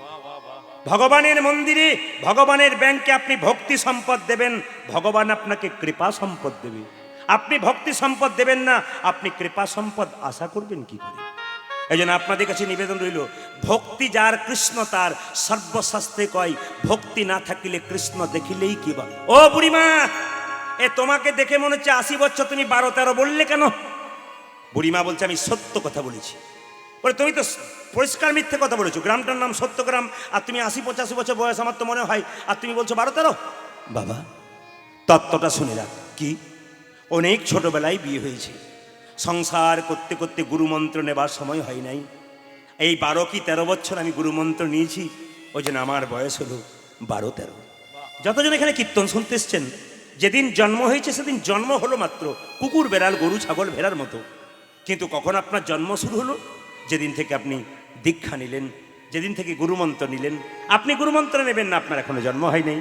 ওই গরু ভেড়া ছাগল কর্ম করছে আর খাচ্ছে আর ঘুমাচ্ছে, আপনারও তাই হয়ে যাচ্ছে, আপনি দীক্ষা নিন। বাহ, ভালো কথা বলেছো। এক জমিদারের বাড়িতে গিয়ে ছোট্ট ছেলে, জমিদার তোমার তো 10-12টা গাড়ি দাঁড়িয়েছে, 4 চাকা গাড়ি, বিরাট খড়ের পালুই, বিরাট জমি, তোমার কত টাকার মালিক? জমিদার বলল, বাবা আমি 4 বস্তা ধান আর 404 টাকার মালিক। ছেলে বলল, এত বড় বড় গাড়ি আর তুমি বলছো 4 বস্তা ধান 400 টাকার মালিক? বলছে, হ্যাঁ বাবা, আসল তত্ত্বটা শুনে রাখ, আমি জমিদার হতে পারি কিন্তু হরিনাম শুনতে পারিনি। কেন? অহংকার। একদিন আমার কানে গেল কীর্তনের শব্দ, শুনতে পেলাম হরিনামে দান করতে হয়। সেই বছর থেকে 4 বছর ধরে আমি প্রতি বছর 101 টাকা আর 1 বস্তা করে ধান দিয়েছি। 4 বছরে 4 বস্তা ধান 404 টাকা দেওয়া হয়েছে। এতদিন যত আয় করেছি তত ব্যয় হয়েছে হরিনামের ব্যাংকে জমা বলতে 4 বস্তা ধান আর 404 টাকা। তাই যেটি আপনি দান করবেন সেটি কিন্তু হরিনামের ব্যাংকে রাখা হয়ে যাবে। আসুন আজকে মহাপ্রভুর কথা অনুযায়ী 10-5 সবে মিলে দাঁড়েতে বসিয়া কীর্তন করহ সবে হাতে তালি দিয়া। আপনারা সবাই মিলে একবার মহাপ্রভুর কথাতে হাতে তালি দিয়ে কীর্তন করবেন সবাই মিলে একসঙ্গে। হরিহরয়ে নম কৃষ্ণ নম কৃষ্ণ। না আমি আগেই বলবো, আপনারা যত দূরেই বসে থাকুন না কেন, প্রদীপ পাল দেখতে পাচ্ছে না কিন্তু একজন দেখতে পাচ্ছে। আপনি অন্যায় কাজ করছেন, কোনোদিন অন্যায় করতে পারবেন না। একটা পথ বলে দেবো, কি বলুন তো? যারা খারাপ কাজ করে তারা কোন দিকে তাকায়? আমার দিকে তাকান। যারা খারাপ কাজ করে তারা কোন দিকে তাকায়? সামনে তাকায়, পেছনে তাকায়, ডান দিকে তাকায়, বাঁ দিকে তাকায় কেউ আসছে কিনা। কিন্তু একদিকে তাকালে কিন্তু কাজটা করতে পারবে না। কোন দিকে বলুন তো? ওপরে একজন, জোরে বলুন। ওপরে একজন, একটু জোরে বলুন। ওপরে একজন। একটি প্রমাণ দিয়ে দিই আপনাদের, ছোট্ট প্রমাণ দিয়ে দিই, তারপর আপনারা চৈতন্য চৈতামিতে কথাটি গাইবেন সবাই মিলে। কি বলছে? ওপরে একজন, যেমন আমাদের ওদিকে, আপনাদের দিকে নয়, আমাদেরকে যায় যায় খুব ঝগড়া হয়, আপনাদের যায় যায় খুব মিল। এত মিল যে গোলা এখানে হয়। 2-4 জন মা বলছে খবরদার এদিকে হয় আসতে। আচ্ছা, তো মনে মনে রাখবেন আমাদেরকে 3টি যা, আমার পাশের বাড়িতে 3টি যা ঝগড়া লেগেছে। তো বড় যা, মেজো যা, ছোট যা, নাম করব না, কে নরম আর 2 জন গরম। 2 জন খুব গরম, খুব মুখ করছে, আর একজন ঝগড়া করতে জানা, ও বলছে বল বল, যত খুশি বল, ওপরে একজন আছে। মানে যে পারে না সে কি বলে বলুন তো? ঝগড়া করতে পারছে না, ও কি বলছে বল, যত খুশি বল, ওপরে একজন আছে। এই ওপরে একজন আছে বললে বাবা লাভ আছে। বলে কিরকম লাভ আছে? একটি ছেলে নতুন বিয়ে করেছে, 6 মাস হয়েছে, তো সারাদিন কাজ করতে বেড়ায়, এদিকে তাকান, সারাদিন কাজ করে বেড়ায়, সন্ধ্যাবেলায় তার মোড়ের মাথাতে যাওয়ার অভ্যাস আছে। আচ্ছা বলুন তো বাবারা, দাদা ভাইরা, মোড়ের মাথাতে কি হয়? ভালো কাজ হয় নাকি? দাদারা বুঝতে পারছে কি হয়। মোড়ের মাথাতে তাস খেলা হয়, আর তাসের পরে আপনাদের এখানে নাই, অন্য জায়গার জন্য এখানে আছে। ওরে বাবারে, এমনভাবে মানে পার্টি সব জায়গাতে আছে নাকি? মানে 2-4 জন পার্টি এসেছে, আমি দেখে নিয়েছি। মানে হরিনাম হচ্ছে, এমন মাথা ঘোরাচ্ছে, মনে মনে ভাবছে বাবারে মধুতে মিশেছে না কিসে মিশেছে বুঝতে পারছি না। তো লক্ষ্য করুন, উনি ওই তাস খেলে রাত্রি 9টার সময় আসে, বউকে বলে যায় এই যে ভালো ভালো রান্না করবে, আমি পরিশ্রম করে আসি, 9টায় এসে খাবো। এখন নতুন বিয়ে হয়েছে, মেয়েটার ঘুম খুব, নতুন মেয়েদের বিয়ে হবার পর একটু ঘুম হয়।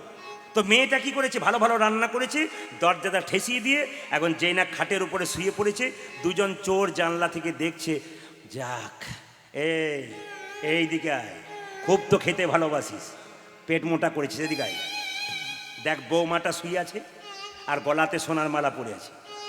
ঘরে ঢুকবো, আগে খাবি না সোনার মালা নিবি?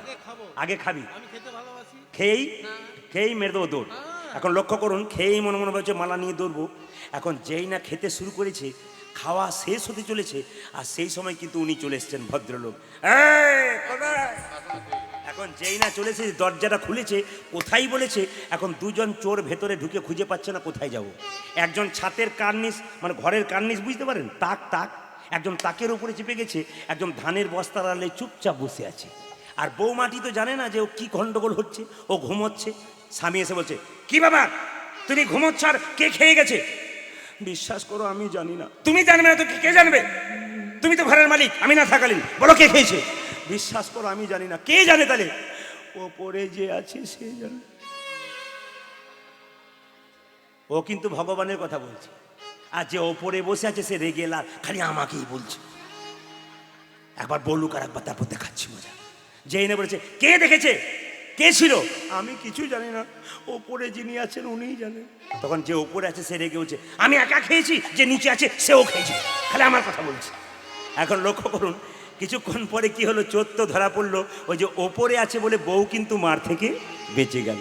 আসুন সবাই মিলে একবার 10-5 সবে মিলে দাঁড়েতে বসিয়া মহাপ্রভুর কথা অনুযায়ী কীর্তন করহ সবে হাতে তালি দিয়া। সবাই মিলে গান চাইলো, কিন্তু একটা পেঁচ রেখে দিল ভগবান।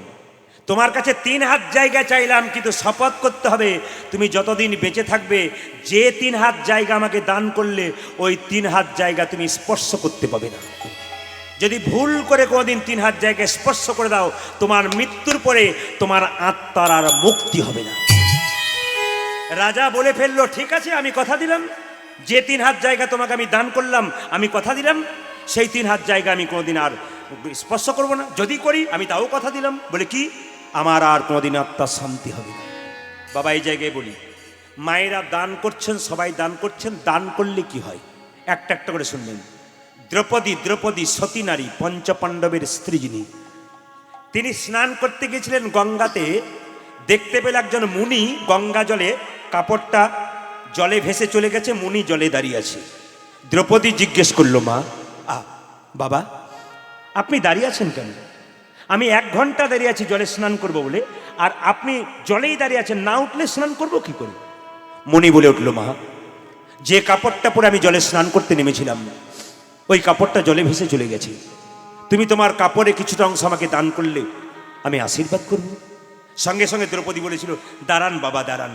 নিজের কাপড়টা টুকরো করে কেটে জলের মধ্যে ছুঁড়ে দিয়েছিল।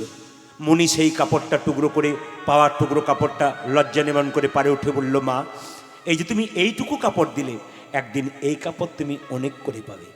হরিনামে যে দান করে, মহোৎসবে যে দান করে, গরিবের মেয়ে বিয়েতে যে দান করে, তার লাভ আছে। কোনো গরিবের মেয়ে চিহ্নিত হয়ে গেল, এ খুব গরিব, টাকা পয়সার অভাবে মেয়ের বিয়ে দিতে পারছে না, আপনার টাকা থাকলে ওকে দিন, ওইটাই আসল দেওয়া হবে। তবে হ্যাঁ, যখন কোনো গরিবের মেয়েকে বিয়ের জন্যে তাকে টাকা দেবেন 5,000 টাকা, তাকে বলবেন, বাবা তোকে যেমন 5,000 টাকা দিলাম, তুই 100 টাকা আমাকে দি। সে তো জিজ্ঞেস করবে, 5,000 টাকা দিলেন আমার মেয়ের বিয়ের জন্যে, 100 টাকা চাইছেন কেন? একটা কারণেই চাইছে, কেন বলুন তো? যদি কোনোদিন আপনার অহংকার হয়ে যায়, ওকে দেখে বলেন, এই আমার জন্যে তোর মেয়ের বিয়ে হয়েছিল, আমি 5,000 টাকা দিয়েছিলাম, সেদিন সে বলবে, তুমি যেমন 5,000 টাকা দিয়েছিলে, আমার কাছ থেকে 100 টাকা নিয়েছি। তাহলে কি হবে? দানের অহংকার দূর হবে, আপনার অধিকার থাকবে না বলবার আমি 100 টাকা ওর কাছে নিয়েছিলাম। তো দান করতে গেলে এরকম নিয়ম। আর একটা দানের কথা আপনাদের বলি, কৃষ্ণের পিসির ছেলের নাম ছিল শিশুপাল। তার যখন জন্ম হয়েছিল, 3টে চোখ আর 4টা হাত হয়েছিল। আচ্ছা বলুন তো, কোনো মেয়ের যদি বাচ্চা হয়, 3টে চোখ 4টা হাত হয়, সেই মেয়ে তো ভরকে যাবে, ভয় পেয়ে যাবে, আমি কেমন ছেলে জন্ম দিলাম। শিশুপালের মা কি করলো, ওই ছেলেটাকে কোলে করে নিয়ে যখন জঙ্গলে ফেলতে যাচ্ছে, আকাশবাণী হলো, মা তোমার ছেলেকে জঙ্গলে ফেলছো কেন? শিশুপালের মা চিৎকার করে বলল, ওরে এ তো আমার ছেলে নয়, রাক্ষস। না, তুমি তোমার ছেলেকে বাড়ি নিয়ে যাও। কতজন তোমার ছেলেকে দেখতে আসবে? এমন একজন দেখতে আসবে যে দেখার সঙ্গে সঙ্গে তোমার ছেলের একটা চোখ আর 2টো হাত খসে পড়বে, জানবে তারই হাতে তোমার ছেলে মৃত্যু। এখন লক্ষ্য করুন মায়েরা, শিশুপালের মা ফিরিয়ে নিয়ে এলো। এখন আপনাদের এই বালা গ্রামে যদি কোনো মেয়ের 3টে চোখ আর 4টা হাত হয় কোনো মেয়ের ছেলের, আপনি কি করবেন? সবাই দেখতে যাবেন, দলে দলে সবাই দেখতে যাচ্ছে। কিন্তু একমাত্র শিশুপালের মা জানে যে আসবে আর দেখার সঙ্গে সঙ্গে আমার ছেলে মারা যাবে, জানবে আমার ছেলের একটা চোখ আর 2টো হাত খসে পড়বে, তারই হাতে তার মৃত্যু হবে। আকাশবাণী হলো, তোমার ছেলেকে বহুজন দেখতে আসবে। এমন একজন আসবে যে দেখার সঙ্গে সঙ্গে তোমার ছেলে একটা চোখ 2টো হাত খসে পড়বে, জানবে তারই হাতে তোমার ছেলের মৃত্যু লেখা আছে। শিশুপালের মা তাকিয়ে আছে, কে আসছে দেখি। আর যে আসার সঙ্গে সঙ্গে আমার ছেলে একটা চোখ আর 2টো হাত খসে পড়বে, তারই হাতে আমার ছেলে মৃত্যু হবে। দেখি কে? সবাই এলো, কিচ্ছু হলো না। দাদা বলা এলো, কিচ্ছু হলো না। কৃষ্ণ যেই না পা দিয়েছে চৌকোঠাতে, যেই না শিশুপালের দিকে তাকিয়ে বলল, শিশুপাল। একটা চোখ 2টো হাত খসে পড়ল। শিশুপালের মা কৃষ্ণকে ডেকে বলল, কৃষ্ণ কি? আমি তোর কে? পিসি। এ তোর কে? ভাই। কথা দে, কি? 100 অপরাধ করলে, 100 অপরাধ করলে ক্ষমা করে দিবি? কৃষ্ণ বলল, আইন রাখলাম, ফাঁক রেখে দিলাম। পিসিমা, 100 অপরাধ করলে ক্ষমা করবো, 101 হলে বেটাকে ছেড়ে দেবো। রাজ্য যজ্ঞ করলো ধর্মরাজ যুধিষ্ঠির, সবাইকে আহ্বান করলো, কৃষ্ণকে সভাপতি করলো, সবাই মেনে নিল। একজন মানল না, শিশুপাল চিৎকার করে বলল, কে লম্পট? যে ব্রজগোপীদের বসন চুরি করে, যে ব্রজগোপীদের নবনী চুরি করে, এ তো চোর, এ তো লম্পট। ভগবান চুপ করে আছে, মনে মনে ভাবছে, বলে যায় তোর তো 100টা বলার কথা। তারপর দেখ আমি কে। অপরাধ নেবেন না। এ সমাজে যারা অপরাধ করছে, অন্যায় করছে, আপনারা ভাবছেন তাদের কিছু হচ্ছে না কেন? শিশুপালের মতো অপরাধ করতে করতে যেদিন 100 অপরাধ পূর্ণ হয়ে যাবে, সেদিন ওদেরও নিতাই গৌর হরি বলবে। এটার জন্য তৈরি থাকবেন আপনারা। অনেকে বলে আমরা ভক্ত মানুষ, আমাদের কিছু হয় না। আর যারা অন্যায় করছে, মারামারি করছে, ঝগড়া করছে, এদের কিছু হচ্ছে না কেন? পাপ প্রত্যেকটা মানুষের কাছে দুটো কলসি আছে, একটা পাপের কলসি, একটা পুণ্যের কলসি। যার পাপের কলসি পূর্ণ হয়ে যাবে তাকে ভিখারি হতে হবে, পাগল হয়ে যাবে সে। আর আপনার পুণ্যের কলসি যেদিন পূর্ণ হয়ে যাবে, আপনার টাকা পয়সা হোক আর না হোক, আপনি গোবিন্দচরণ পাবেন, মনে মনে আপনি শান্তি লাভ। ওই জন্য আপনারা আপনাদের পাপের কলসি বাড়াবেন না, আপনাদের পুণ্যের কলসি বাড়ান। ভালো কাজ করতে করতে 100 ভাইয়ের পক্ষে কৃষ্ণ ছিল না, 5 ভাইয়ের পক্ষে ছিল। দিনের মাথায় 100টা কাজের মধ্যে 5টা কাজ ভালো করুন। যে 5টা কাজ ভালো করবেন তখন আপনার সাথে ভগবান দেবে, আর যে 100টা কাজের মধ্যে 10টা কাজ খারাপ করবেন তখন আপনার ভগবান আপনার কাছ থেকে সরে যাবে। ওই জন্য যে কোনো কাজ করবার আগে ভাববেন ভালো কাজে ভগবান থাকবে আর খারাপ কাজে ভগবান তার শাস্তির ব্যবস্থা করে দেবে। এই জন্য লক্ষ্য করুন মায়েরা, শিশুপাল 100 বলেছে, 101 হয়েছে, আর সুদর্শন চক্র দিয়ে কৃষ্ণ শিশুপালের মস্তক ছেদন করলো। সেই সময় কৃষ্ণের আঙুলটা কেটে গেল। যখনই কেটে গেল কৃষ্ণের আঙুলটা, সঙ্গে সঙ্গে দ্রৌপদীর সামনে দাঁড়িয়ে ছিল, নিজের কাপড়টা টুকরো করে কেটে কৃষ্ণের আঙুলে বেঁধে দিল। কৃষ্ণ বলল, দ্রৌপদী, এই যে তুমি এইটুকু কাপড় দিলে, এই কাপড় তুমি একদিন অনেক করে পাবে। কোন দিন পেয়েছিল আপনারা সবাই জানেন, দ্রৌপদীর বস্ত্রহরণের দিনে। এই জন্য মা, হরিনামে 100 টাকা দিলে আপনি ভাববেন যে আমি অনেক কিছু দিয়ে দিলাম, না না, ওই 100 টাকা 1000 টাকা রয়ে পাবেন। হরিনামে 5 টাকা দিলে আপনি 50 টাকা পাবেন।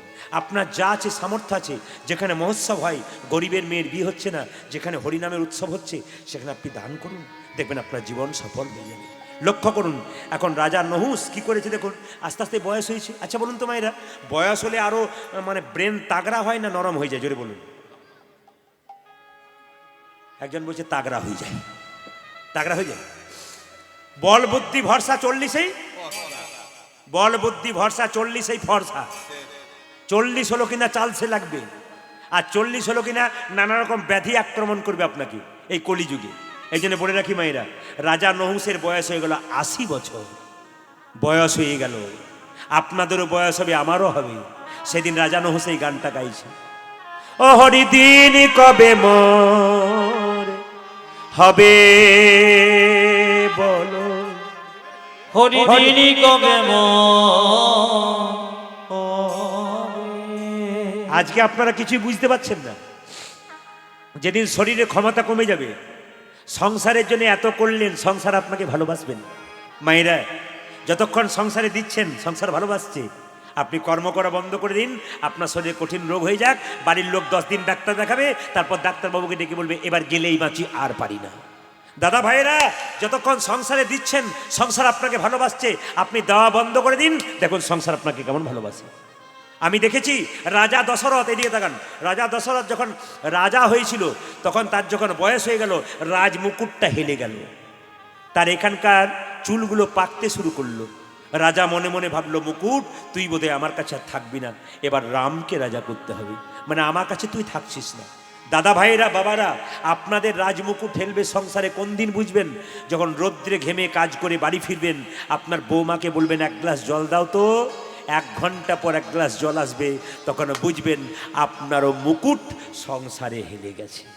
আজকে গাইছে রাজা নহুস, ও হরি দিন কবে মোর হবে বলো, দিন কবে মোর হবে।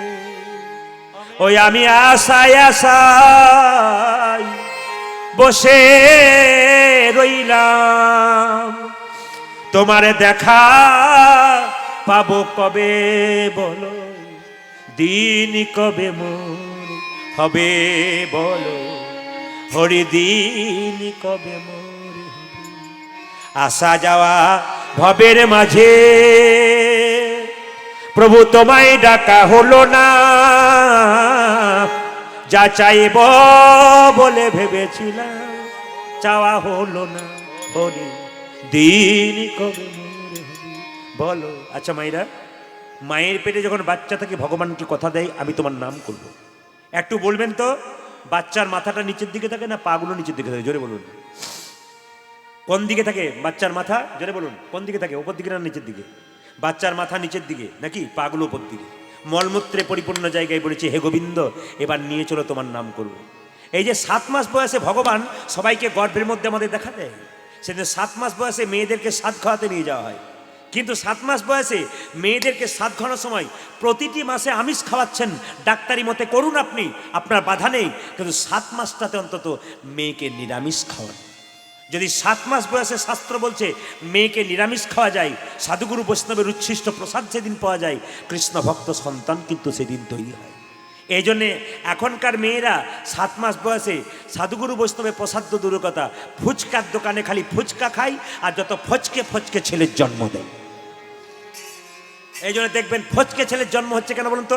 যত মায়েরা ফুচকার দোকানদার বলবে এ বেটাকে না আনলেই ভালো হয়। না না, আপনি অন্য সময় খাবেন, কিন্তু পেটে বাচ্চা থাকাকালীন 7 মাস বয়সে ফুচকা খাবেন না। আপনি মাংস খাবেন, ছাগলের মাংস, বাচ্চারা ছাগলের মতো হবে, দেখতে ছাগলের মতো নয়, স্বভাবটা ছাগলের মতো। আসা যাওয়া ভবের মাঝে প্রভু তোমায় ডাকা হলো না, যা চাইব বলে ভেবেছিলাম চাওয়া হলো না। হরি দিন কবে মোর হবে, বলো দিন কবে মোর হবে। এই গানটি গাইতে গাইতে একটা গান, এই গানটি লিখছে কে? বিশ্বনাথ দাস। তিনি পণ্ডিত লোক, গানটা লিখেছেন। তা একটা নাতি ছিল, 1 গ্লাস জল চাইলো, 1 ঘন্টা পরে জল আনলো। নাতিকে জিজ্ঞেস করলো বিশ্বনাথ, হ্যাঁ 1 ঘন্টা পর জল এলো কেন? তখন বলছে, জানো দাদু, আমার মা বলেছে বুড়োটা মরে গেলেই বাঁচি। বিশ্বনাথ দাস এই গানটা লিখছেন আর গাইছেন কে বলুন তো? নহুষ রাজা। শ্যাম সুন্দর কি না, জয়টা একটু কম হচ্ছে, যে পরিমাণ ভক্ত জোরে আশা করছিলাম। রাধা রানী কি, একটু জোরে। শ্যাম সুন্দর কি, বাহ বাহ। মদন মোহন কি, হরিবাসর কি, শ্যাম সুন্দর কি, যাদের ঘুম আসছে তাদের কি না, একটু পরীক্ষা করে দেখলাম। তবে আপনাদের অপরাধ নেবেন না, আপনাদের এখানে আস্তে আস্তে একবার শব্দ করবেন না, মন দিয়ে শুনবেন। আপনাদের এখানে কীর্তন করতে এসে, বালাতে কীর্তন করতে গত বছর এসেছিলাম, আপনারা যারা এসেছেন তারা জানেন যে শুরু হবার সঙ্গে সঙ্গে বৃষ্টি আরম্ভ হয়ে গিয়েছিল। কিছুক্ষণ পরে কীর্তন করার সময় আমি যখন লীলায় প্রবেশ করব, তখন একটা ঠান্ডা বাতাস এলো। আমার কিন্তু একটু ভয় হলো, কি জানি কি হবে। কিন্তু প্রত্যুষবাবুর মনের বড় কি ইচ্ছা ছিল। কয়েকদিন আগে কিন্তু আবহাওয়া দপ্তর একটু খারাপ কিছু দেখাচ্ছিল। আমি ফোনে বললাম, দাদা গন্ডগোল দেখাচ্ছে কিন্তু। না গুরুজি, আমার মনে বিশ্বাস আছে, গত বছর প্রভু আমাকে কষ্ট দিয়েছে, আর দেবে না। 1 বছর পরীক্ষা করেছে, আর পরীক্ষা আমার শেষ হয়ে গেছে। অদ্ভুত মনের মধ্যে বিশ্বাস। বিশ্বাস যদি থাকে তর্কে কিছু করতে পারে না। আপনাদের বলে যাই, শ্রোতা আপনাদের দেখলাম 3 প্রকার। এক ধরনের শ্রোতা দেখতে পেলাম মন দিয়ে শুনছে, আমার দিকে তাকিয়ে আছে, খুব সুন্দর মন দিয়ে শুনছে। আর একটা সরতা, মানে কি বলুন তো, চল প্রদীপ পালকে ইউটিউবে দেখেছি, 3 জন বন্ধু এসেছে আমাকে দেখতে, এখন 1 ঘন্টা গান শোনার কথা, 3 ঘন্টা হতে চললো, 3 ঘন্টা চুপচাপ দাঁড়িয়ে আছে। তখন পাশের বন্ধু বলছে, তুই যে 1 ঘন্টা শুনবো বললি, 3 ঘন্টা ও তো গেল, 4 জনকে নিয়ে গেল। এরা সরতা। আর এখানে সেটা নাই। আর সৌতা কি বলুন তো, কীর্তন শুনতে শুনতে পথে পথে রথ এরকম পার্টি কিন্তু এখানে নাই, তা বলবো না। তবে হ্যাঁ বলি, তবে একটা কথা বলি, সামনে যারা বসছে তাদের ঘুমার কোনো উপায় নাই, কেন বলুন তো, আমি তাকিয়ে আছি। আর দূরে যারা আছে তারা মনে মনে হচ্ছে এই ফাঁকে একবার ঘুমিয়ে নিই, তারপর জেগে যাব। আসলে আপনাদের বলে দিই, আমার বাড়ি কিন্তু বীরভূম হতে পারে, কিন্তু আমি অ্যাকচুয়ালি হিসাব করতে গেলে আমি পুরো ঝাড়খণ্ড, মানে একবারে আমার 2 কিলোমিটার পরে ঝাড়খণ্ড। আমি বীরভূমের লাস্ট বর্ডার। ওখানে নিয়ম হচ্ছে কি জানেন, ঝাড়খণ্ডে যে কোনো কীর্তন হলে সন্ধ্যে 7টা থেকে এই বিকেল 4টা থেকে 7টা রামায়ণ হয়, আর 7টার পরে কীর্তন হয়। তা আমি একটা জায়গা ঝাড়খণ্ডের দুমকা জেলা, আপনার নাম শুনেছেন, ওখানে আমি প্রতি বছর কীর্তন করতাম, পরপর 7 বছর করেছি। তখন অনেক দিন আগে, যখন আমি ইউটিউবে বেরোইনি আপনাদের সামনে। আপনারা ভাবছেন ইউটিউবে বেরিয়েছি তখন আমি আপনাদেরকে, তা নয়, তার আগে আমি বহু জায়গা ঘুরে নিয়েছি। মালদা, মুর্শিদাবাদ, নদিয়া, বাঁকুড়া, পুরুলিয়া আর ঝাড়খণ্ড আমার জায়গা ছিল, একবারে গাঁথা জায়গা, প্রত্যেক জায়গাতে গান। কিন্তু ইউটিউব নেই তখন, কিন্তু প্রচার আছে। ইউটিউব থেকে প্রচার হওয়ার পর আপনাদের মেদিনীপুরে ঢুকলাম, হাওড়া ঢুকলাম, কলকাতা ঢুকলাম, ত্রিপুরা ঢুকলাম, কোচবিহার ঢুকলাম, আসাম, জলপাইগুড়ি, এমনকি বাংলাদেশ পর্যন্ত সব জায়গায় আস্তে আস্তে আমি ধীরে ধীরে ইউটিউব প্রচার করছি। ভক্ত প্রচুর জড়ো হয়ে আছে। কিন্তু ওই ঝাড়খণ্ডে গান হলে ওরা আমাকে বলেছিল 1 বছর, প্রদীপবাবু আপনি প্রতি বছর তো কীর্তন করছেন, এবছর একজন নামী লোক নিয়ে এসেছি। বললাম কীরকম? বলছে একজন রামায়ণ পাঠক, 80 বছর বয়স, দেখবেন কেমন পাঠ করবে। আপনার আগে 4টা থেকে 7টা পর্যন্ত, আপনার 7টা পরে 10টা, 3 ঘন্টা কীর্তন। ওদের নিয়ম হচ্ছে ঘন্টা 3 কীর্তন হবে, 4 ঘন্টা হবে না, 3 ঘন্টা 5 হবে না, পরপর দল উঠবে নিয়ম। তো লক্ষ্য করুন, এখন যেই না রামায়ণ পাঠ করছে, আমার মনে মনে ভাবলাম যেখানে দেখিবে ছাই উড়াইয়া দেখো তাই পাইলেও পাইতে পারো অমূল্য রতন। আমরা কীর্তন করি তো, আপনি একটা ভালো গল্প বলছেন, ওটা আমি মন দিয়ে শুনি, কেন বলুন তো, আপনারটা আমার কাজে লেগে যেতে পারে, আবার আসলে দিতে পারি। এই জন্য আপনারা চলছেন, কথা বলছেন না আমার সঙ্গে বাসাতে, আমি কিন্তু সবাইকে লক্ষ্য করছি যে কে কেমনভাবে চলছে, কে কেমনভাবে কথা বলছে, ওগুলো আমি চুপ করে থাকি। হাতি যেমন চুপ করে থাকে, ছোটো ছোটো চোখ সব বুঝতে পারি, সেরকম আমরা কিন্তু এরকম চুপ। অনেক অনেক ভাবছে প্রদীপবাবু যখন বাসায় থাকবে না, সাবধানে যেতে হবে, ভাবছেন। কিন্তু হ্যাঁ, আমি চলন বলন দেখা শোনা সব লক্ষ্য করি, কিন্তু মাথা নিচু করে চুপচাপ, ওগুলো আবার আসলে বলতে হয়। তো লক্ষ্য করুন, ওখানে নিয়ম হচ্ছে 4টা থেকে 7টা হবে রামায়ণ পাঠ। 80 বছর বয়স্ক কমিটি বললো, দাদা একটা চেয়ার দেবো, হ্যাঁ দিন দিন, আমার তো 10টাই কীর্তন দিন। আচ্ছা মায়েরা বলবেন একটু, ধরুন প্রদীপ পালের কীর্তন হবে সন্ধ্যে 7টা থেকে 10টা, প্রত্যুষবাবু করাচ্ছেন। এখন তার আগে যদি একজন ভাগবত পাঠক থাকে বিকেল থেকে, তো বলুন সেই সময় বাড়ির বয়স্কগুলো আসবে না বউগুলো আসবে, কোনগুলো আসবে? বিকেল 4টা থেকে কোনগুলো আসবে? বয়স্কগুলো আসবে। কেন আসবে বলুন তো? বৌমাগুলো বলে বাড়িতে কুটুম্ব এসছে, তো ঘরে বসে বসে কী করছো ওখানে, ঘরে বসে এগুলো কিছু না। তার মানে কি বলুন তো, আমার বাড়িতে বাবা মা সব এসছে আর তুমি ড্যাপ ড্যাপ করে তাকাবে, চলে যাও ওইখানে, কাজ হবে ওইখানে। না আপনাদের এখানে যদি বলি নাই, আমাদের দিদি বলছি এটা করে আর কি। এখন লক্ষ্য করুন মায়েরা, রামায়ণ পাঠ শুরু হয়েছে, আমি চেয়ারে বসে আছি, এক এক করে আসছে একজন বুড়িমা, তার 10 বছরের নাতনিকে হাতে ধরে বলছে, খোকি কোথায় বসবি? বলে সামনে বসো। বুড়িমা বসেছে, রামায়ণ শুরু হয়েছে, উনি বস্তা নিয়ে বসেছেন, প্রথমে পা লম্বা করেছেন, রামায়ণ অর্ধেক হয়ে গেল, উনি গা লম্বা করেছেন। আমার যখন কীর্তন শুরু হলো, উনি তখন নাক ডাকতে, নাকে মেশিন বাঁশি লাগিয়েছেন, ঘর ঘর ঘর ঘর ঘর ঘর করে দিশর করেছেন। এখন কীর্তন যখন শেষ হয়ে গেল, সবাই উঠছে আস্তে, কীর্তন যখন শেষ সবাই উঠছে, তো নাতনি বলছে, ও ঠাকুমা ওঠো। তখন বুড়িমা বলছে, আরম্ভ হলো, বলে আজ আর হবে না, কাল হবে, চলো। এখন আমাদের ওদিকে নিয়ম হচ্ছে 3 দিন কীর্তন হবে, কিন্তু তারপর দিন কুঞ্জবর্ণন হবে, আর সারাদিন হরে কৃষ্ণ নাম মাইকে হবে, মানে একজন গাইবে আর কি, 2-3 জন মিলে, এটা নিয়ম 24 প্রহর।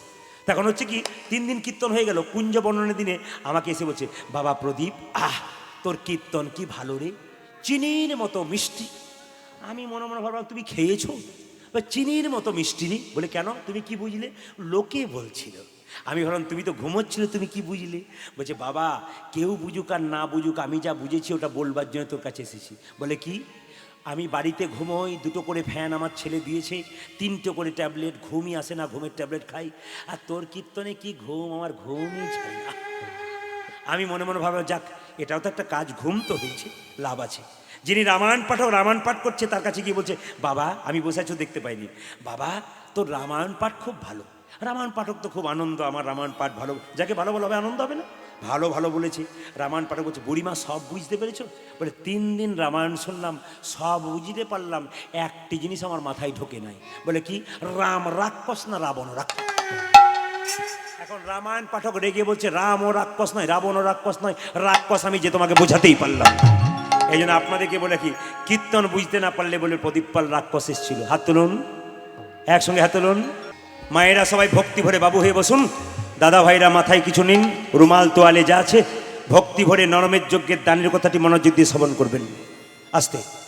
আচ্ছা একটু বলে রাখি, দান দিতে গেলে আপনার উত্তর দেবেন, যে দেয় তার হাতটা ওপরে থাকে না নিচে থাকে? জোরে বলবেন, একটু জোরে। যে নেয় তার হাতটা, আচ্ছা দান দেয় তার হাত ওপরে, যে নেয় তার হাত নিচে। তবে বলে রাখি, আপনাদের মেদিনীপুরে কম হয়, আমাদের বীরভূমের পাশে ঝাড়খণ্ডে হয়। যখনই কীর্তন শুরু হয়ে গেল, একজন পরম বৈষ্ণব, তিনি ওই যে ধূপ জ্বলছে না, প্রদীপ জ্বলছে, একটা ঘিয়ের প্রদীপ নিলেন, একটা থালা নিলেন, তিলক নিলেন, সব মেয়েদেরকে ছেলেদেরকে তিলক দিতে লাগলেন বৈষ্ণব, গোটা আসরটা ঘুরে ঘুরে, আর সবাই 5 টাকা 10 টাকা করে দিতে লাগলো। বৈষ্ণবকে দান করতে হয়, দান দিতে লাগলেন। কিন্তু আমি আশ্চর্য হলাম, ওদের মাঝে কিন্তু একজন ভদ্রলোক ধুতি পাঞ্জাবি পরে মাঝখানে বসে আছে, তিনি কয়েকশো কোটি টাকার মালিক।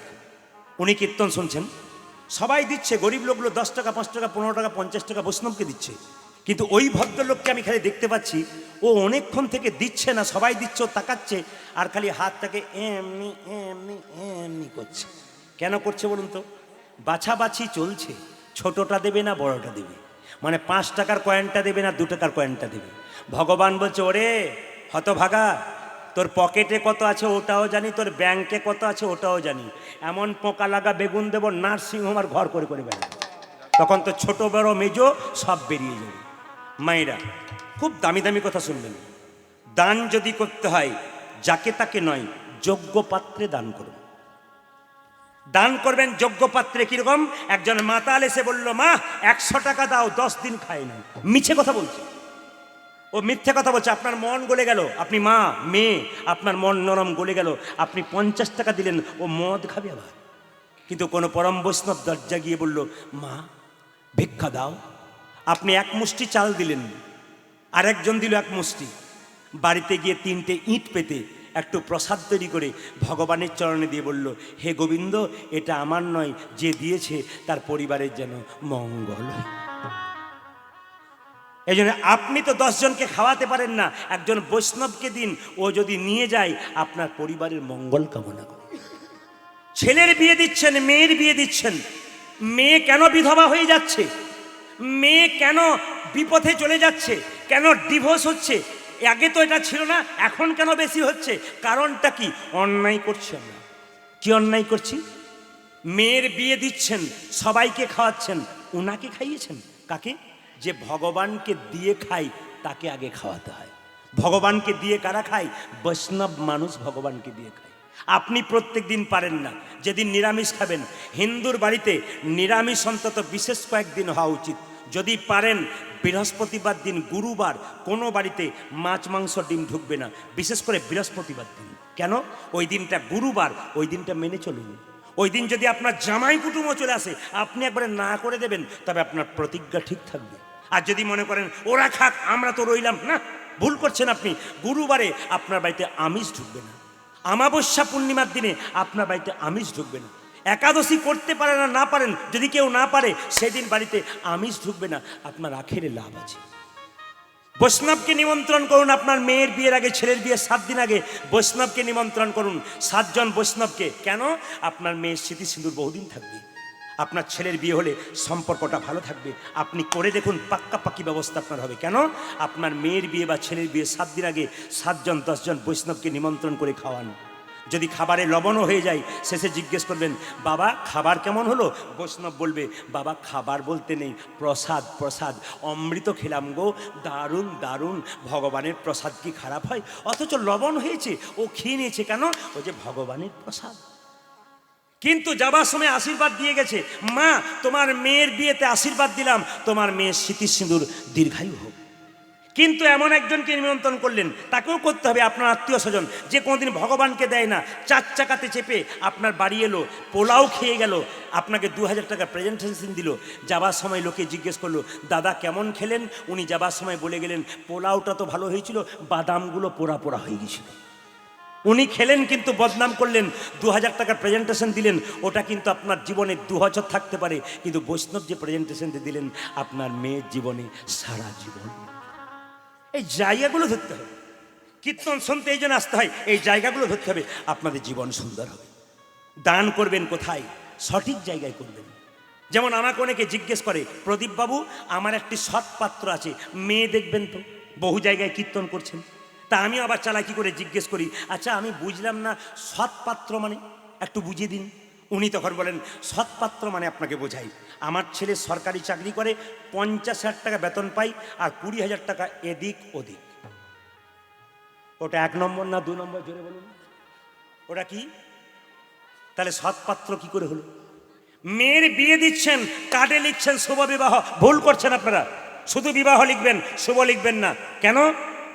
একটা মেয়ের বিয়ে দিচ্ছেন, 50টা পাখি কাটছেন, 4টা ছাগল কাটছেন, আর আপনি বলছেন শুভ বিবাহ?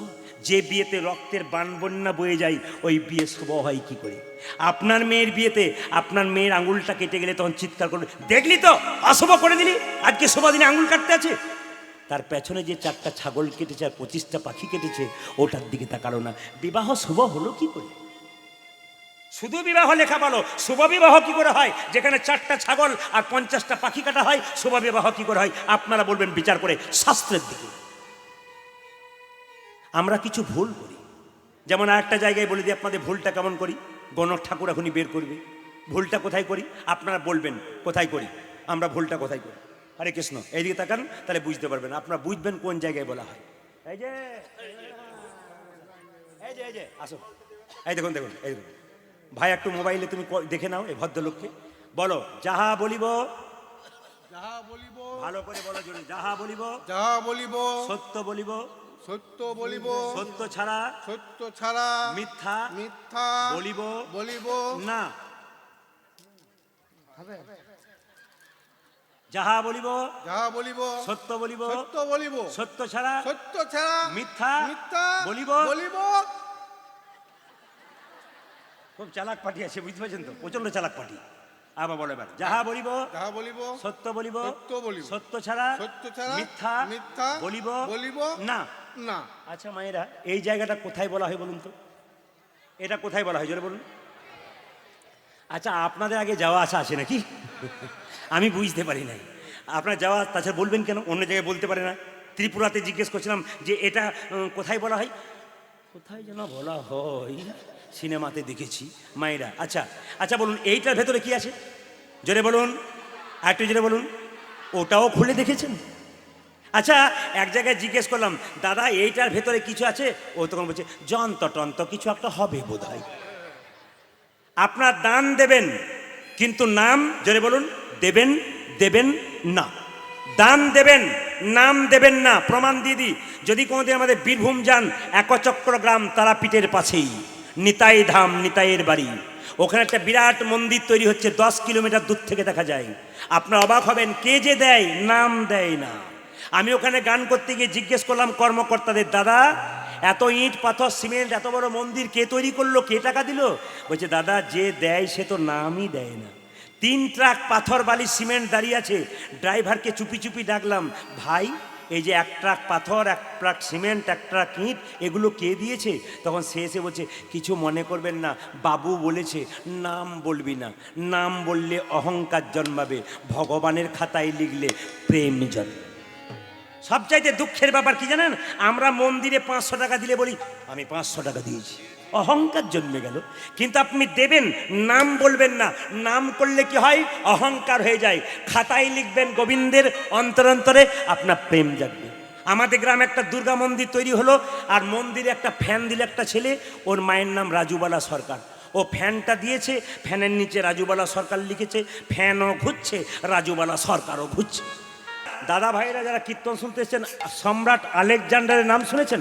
যেটা বলুন হ্যাঁ না না শুনেছে, কম বয়সের ছেলেরা শুনেছে। মায়েরা, সম্রাট আলেকজান্ডার যখন মারা যাবে হসপিটালে, তখন তার সেনাপতিকে ডেকে বলেছিল, সেনাপতি আমি যখন মরে যাব তখন আমার মৃতদেহটা আমাকে উপুর করে নিয়ে যাবে, আমাকে উপুর করে শুয়ে নিয়ে যাবে, আর আমাকে সাধারণ মানুষ কাঁধে নেবে না, ডাক্তারবাবুরা কাঁধে নেবে। আর আমি যখন মরে যাব, আমি যত টাকা পয়সা রোজগার করলাম, রাজত্বে রাজা হলাম, আমার পেছন পেছন টাকা পয়সা ছড়িয়ে দিয়ে যাবে। সেনাপতি খুব ভয়ে ভয়ে জিজ্ঞেস করছে, সম্রাট কিছু মনে করবেন না, আপনি বললেন আপনার মৃত্যুর পর আপনাকে কাঁধে করে ডাক্তাররা নিয়ে যাবে, কেন নিয়ে যাবে আমি জানতে চাইছি।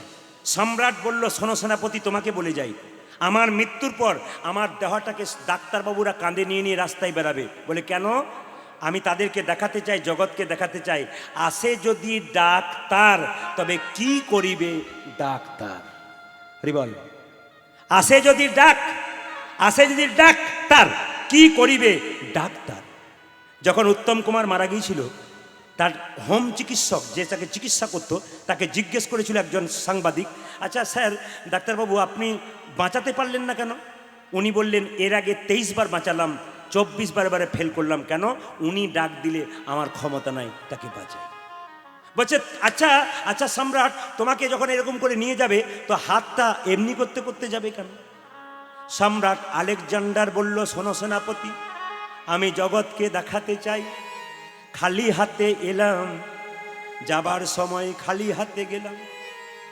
আমি আমার রাজত্ব রক্ষা করার জন্যে এত লড়াই করলাম, টাকা পয়সা করলাম, কিন্তু যাবার সময় আমি যেমন এলাম তেমনি গেলাম।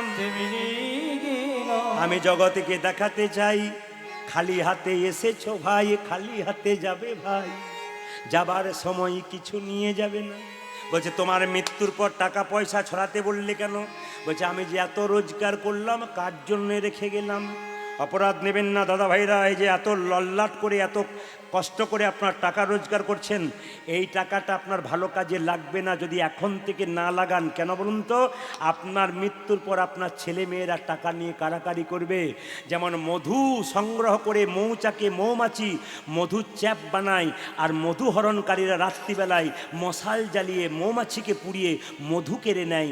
আপনার জোগাড় করা টাকা মৌচাকে ব্যাংকে এত কষ্ট করে করলেন, আপনি যখন মরে যাবেন আপনার ছেলে মেয়ে আপনাকে পুড়িয়ে ওই টাকাটাকে নিয়ে নস্যাৎ করার চেষ্টা করবে। সেই দিনে বুঝবেন আমি কার জন্যে কি। হ্যাঁ হ্যাঁ, আপনি তাদের জন্যে করবেন, কিন্তু যে জন্যে পৃথিবীতে এলেন তার জন্যে মাঝে মাঝে হরিবাসর তৈরি করুন এবং হরিবাসরে নাম কীর্তন করে ভক্তদের সেবা দিয়ে আপনার জীবনটাকে সফল করবার চেষ্টা করুন। টাকা পয়সা ছড়ানো হয়, আপনারা মারা যান, আপনাদের এখানে টাকা পয়সা ছড়াই না? জোরে বলুন হ্যাঁ না না। আমাদের ওদিকে ছড়াই। কোনগুলো ছড়াই? অচল পয়সা ছড়াই। যে পয়সাগুলো বাজারে চলে না, বলে এইগুলোকে দিয়ে ছড়িয়ে ওই ছড়াই। এই জন্য আপনার সবাই লক্ষ্য করুন মাইরা, আজকে রথ নিয়ে চললো কে? সুমন্ত সারথি। উলুধ্বনি। তুমি ব্রাহ্মণ অথচ ভিক্ষা করছো কেন? ব্রাহ্মণ বলে উঠলো, আসলে ভিক্ষা করছি কেন জানো? আমার বিরাট বড় সংসার গো, আমি সংসার চালাতে পারি না, ওই জন্য ভিক্ষা করছি। পুজো করতে যাই, কেউ দেয় কেউ দেয় না। আমার অনেক বড়। তোমার কটা ছেলে মেয়ে? ব্রাহ্মণ বলে উঠলো, আমার 8টা ছেলে, আমি 8টা ছেলের বাবা। সুমতি ব্রাহ্মণ চমকে উঠলো, তাহলে পাওয়া গেছে। ও মায়েরা, আপনারা তো জানেন ক গর্ভে সন্তান চাই? অষ্টম গর্ভে। বয়স কত চাই? 8 বছর। জিজ্ঞেস করলো সুমন্ত সারথি, আচ্ছা তোমার ছোট ছেলেটার বয়স কত? 8 বছর। গায়ের রংটা কেমন? ওরে বাবা, একবারে কৃষ্ণের গায়ের রং। বাবারা বলতে পারবেন কৃষ্ণের গায়ের রং কেমন? আসলে চৈতন্য চৈতামিত বলছে, আকাশে প্রচণ্ড মেঘ এলে এবার বৃষ্টি আসবে, ওইরকম রংটা হচ্ছে কৃষ্ণের গায়ের রং, ওইটা হচ্ছে কালো রং। এইরকম রং আমার ছেলে। তোমার ছেলে কৃষ্ণ ভক্ত? ওরে বাবা, পড়াশোনা তো করে খুব ভালো, আবার তার সঙ্গে কৃষ্ণ নাম করে। যখন মারতে যায় না, বলে আমাকে তুমি মারো মারো, যত মারবে মারো, আমাকে রক্ষা করবে একমাত্র ভগবান। তাই নাকি?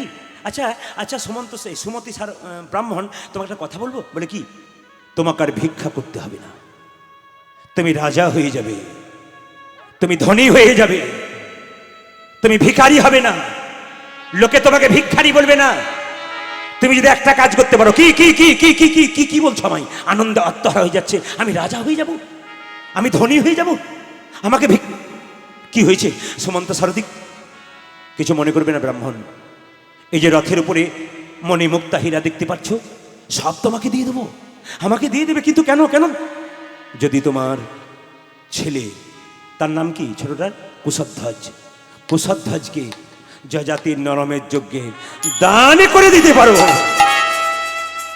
প্রথমে ব্রাহ্মণ চমকে গেল, না না না না, আমি যে বাবা, হাতের 5টা আঙ্গুলের মধ্যে একটা আঙ্গুল কাটলে যেমন আঘাত লাগে, আমি দিতে পারবো না। সুমন্ত সারথি তাড়াতাড়ি উস্কাচ্ছে কেমন দেখুন। আরে বাবা, দিতে পারবে না? 7টা ছেলে মানুষ হয়ে যাবে তোমার, তোমাকে ভিখারি বলবে না, তুমি বৈষ্ণব ব্রাহ্মণ হয়ে যাবে, তুমি প্রচুর টাকার মালিক হবে, তুমি ধনী হবে, তুমি রাজা হয়ে যাবে, লোকে তোমাকে সাবাস দেবে, প্রণাম করবে, আনন্দ দেবে, তোমার গাড়ি বাড়ি হয়ে যাবে, রাজা যজাতি তোমার অনেক কিছু করে দেবে। তুমি যদি একটা ছেলেকে, লোভের বশবর্তী হে ব্রাহ্মণ বলে উঠল সুমন্ত সারথি, একটা ছেলের জন্য যদি 7টা ছেলে বেঁচে যায়, আমাকে ভিক্ষা করতে না হয়, আমি রাজা হয়ে যাই, আমি ধনী হয়ে যাই, আমি জমিদার হয়ে যাই, আমার গাড়ি বাড়ি টাকা পয়সা হয়, তবে আমি কথা দিলাম কি, ওই রথে সোনা মণিমুক্তা হেরার বিনিময়ে আমার ছেলে কুশধ্বজকে আমি বিক্রি করে দিলাম, বিক্রি করে দিলাম, বিক্রি করে দিলাম। ভক্তিমতী মায়েরা, বাবা ছেলেকে বিক্রি করতে পারে, কিন্তু মা, এই জায়গাতে পার হওয়া বড় কঠিন। একটা হনুমান তার বাচ্চাকে কোলে করে এক প্রাচীর থেকে অন্য প্রাচীর ঝাঁপায়, কিন্তু বাচ্চাটাকে ঠিক রেখে দেয়।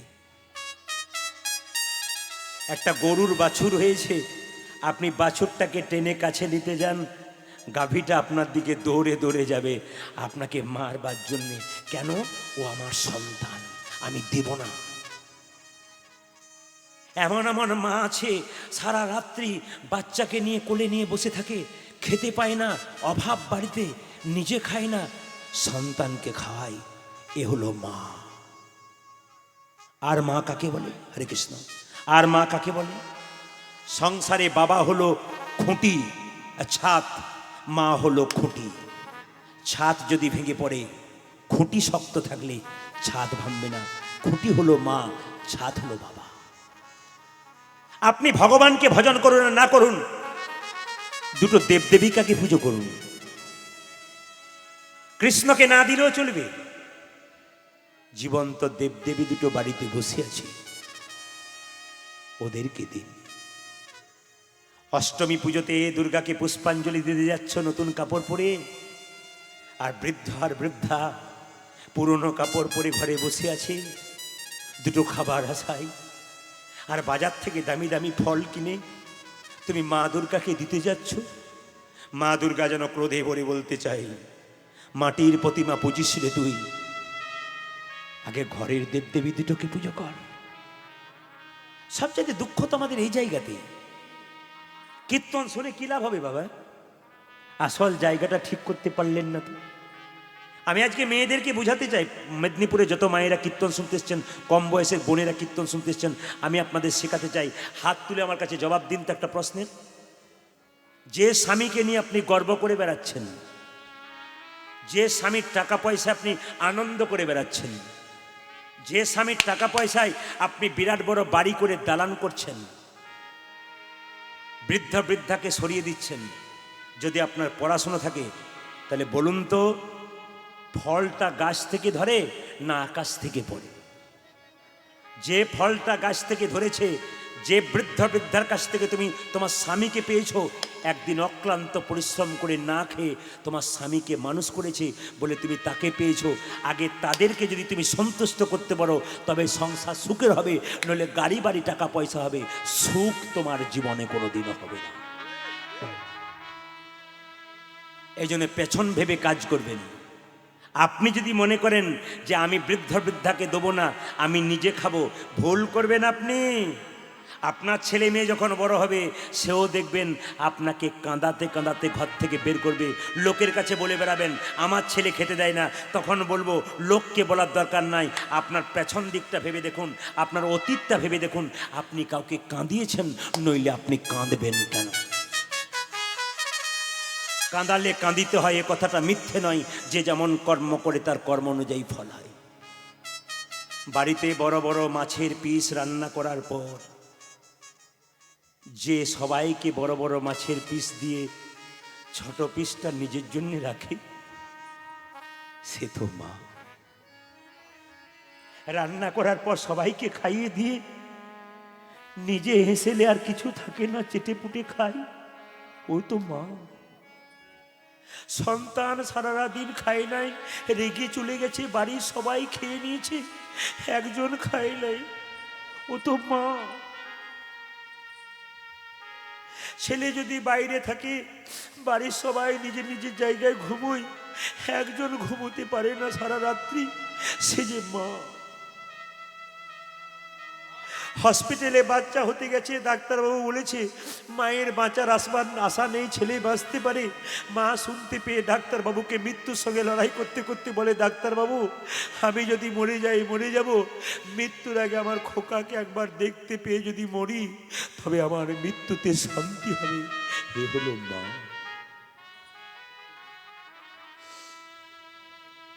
মাকে কেউ কাঁদাবেন না। জীবন্ত অবস্থায় মা বাবাকে দিলেন না, নিয়ে মরে গেল, তারপর 10,000টা নিমন্ত্রণ করে বিরাট বড় প্যান্ডেল করে লোককে খাওয়ালেন, দেখালেন আমার কত টাকা আছে। রাখুন আপনার টাকা, ওই টাকার দাম নাই। জীবন্ত অবস্থায় দেবেন, তবে বেনাগাছি মিষ্টি দিয়ে লাভ আছে, নইলে আপনার কোনো লাভ নাই। জীবন আপনার বেকার হয়ে যাবে, অহংকারে ভর্তি হবে আপনার জীবন, শান্তি আপনি জীবনে পাবেন না। ভগবান কৃষ্ণ সুদামাকে বলেছিল, সুদামা আমাকে ডাকার আগে সবচাইতে বড় গুরু বাবা মা যার থেকে জন্ম পেলি, তাকে যদি সেবা না করলি না, তোর গোটাটাই জ্বলে গেল। এই জন্য আপনাদের কাছে নিবেদন হলো, এতজন কীর্তন শুনছেন 7টা পৌনে 7টা থেকে বসে, 10:30 বাজতে চললো, আপনারা স্টপ বসে আছেন। এখনই হাসছিলেন, এখনই চোখের জলে ভরেছে আপনাদের মন, আপনাদের চোখ। কেন? কীর্তন তো এইটাই, ভেতরে ঢোকাতে হবে। আপনার চৈতন্য ফেরাতে হবে। আমি প্রদীপ পাল আপনাদের কাছে একটা নিবেদন রাখি। আজকে প্রচুর প্রচুর মানুষ প্রত্যেক জায়গায় ভিড় করছে গাড়ি ঘোড়া নিয়ে। চল একবার কীর্তন শুনে আসি। যদি কীর্তন করা সার্থক হয় তবে আমার বোনগুলোর কাছে করজোরে নিবেদন রইল, কোলে যে ছোট বাচ্চাটা রেখেছ না, ঘরে যে বৃদ্ধ বৃদ্ধা আছে, ওরা ওর সমান। ও যেমন রেগে খায় না, এও রেগে নাও খেতে পারে, ওর সমান। ও আপনাকে বাচ্চা যখন মাকে 10টা কথা বলে, মা 2 থাপড় দিয়ে দেয় আবার কোলে নেয়, সেরকম বৃদ্ধ বৃদ্ধা 2টো কথা বলে দেবে, আপনি 2টো কথা বলবেন আবার কোলে টেনে নেবেন, তবে তো আপনি মমতাময়ী মা। এই জায়গাগুলো ধরবেন।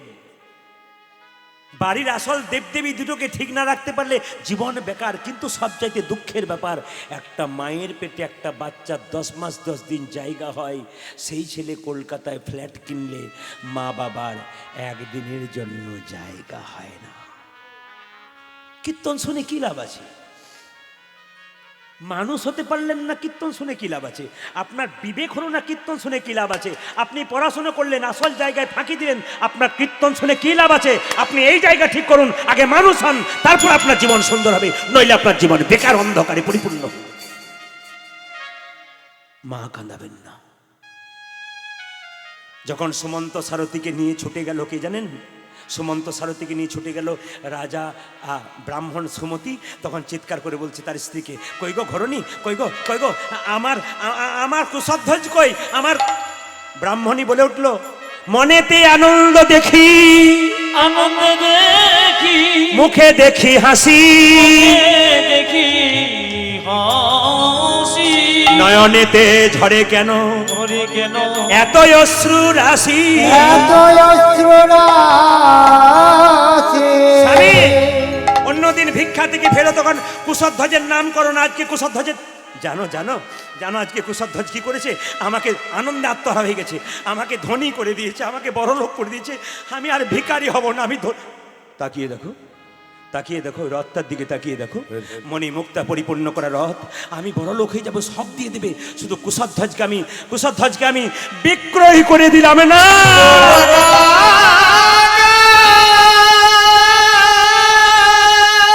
স্বামী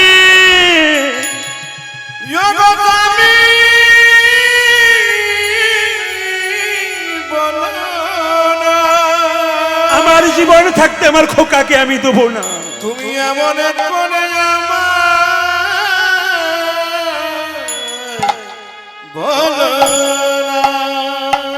মা আছাড় খেয়ে পড়ল, অজ্ঞান হয়ে গেল। আর বাবা সুমতি ব্রাহ্মণ কি করলেন জানেন? স্ত্রীকে বাড়িতে ঢুকিয়ে শেকল লাগিয়ে দিলেন।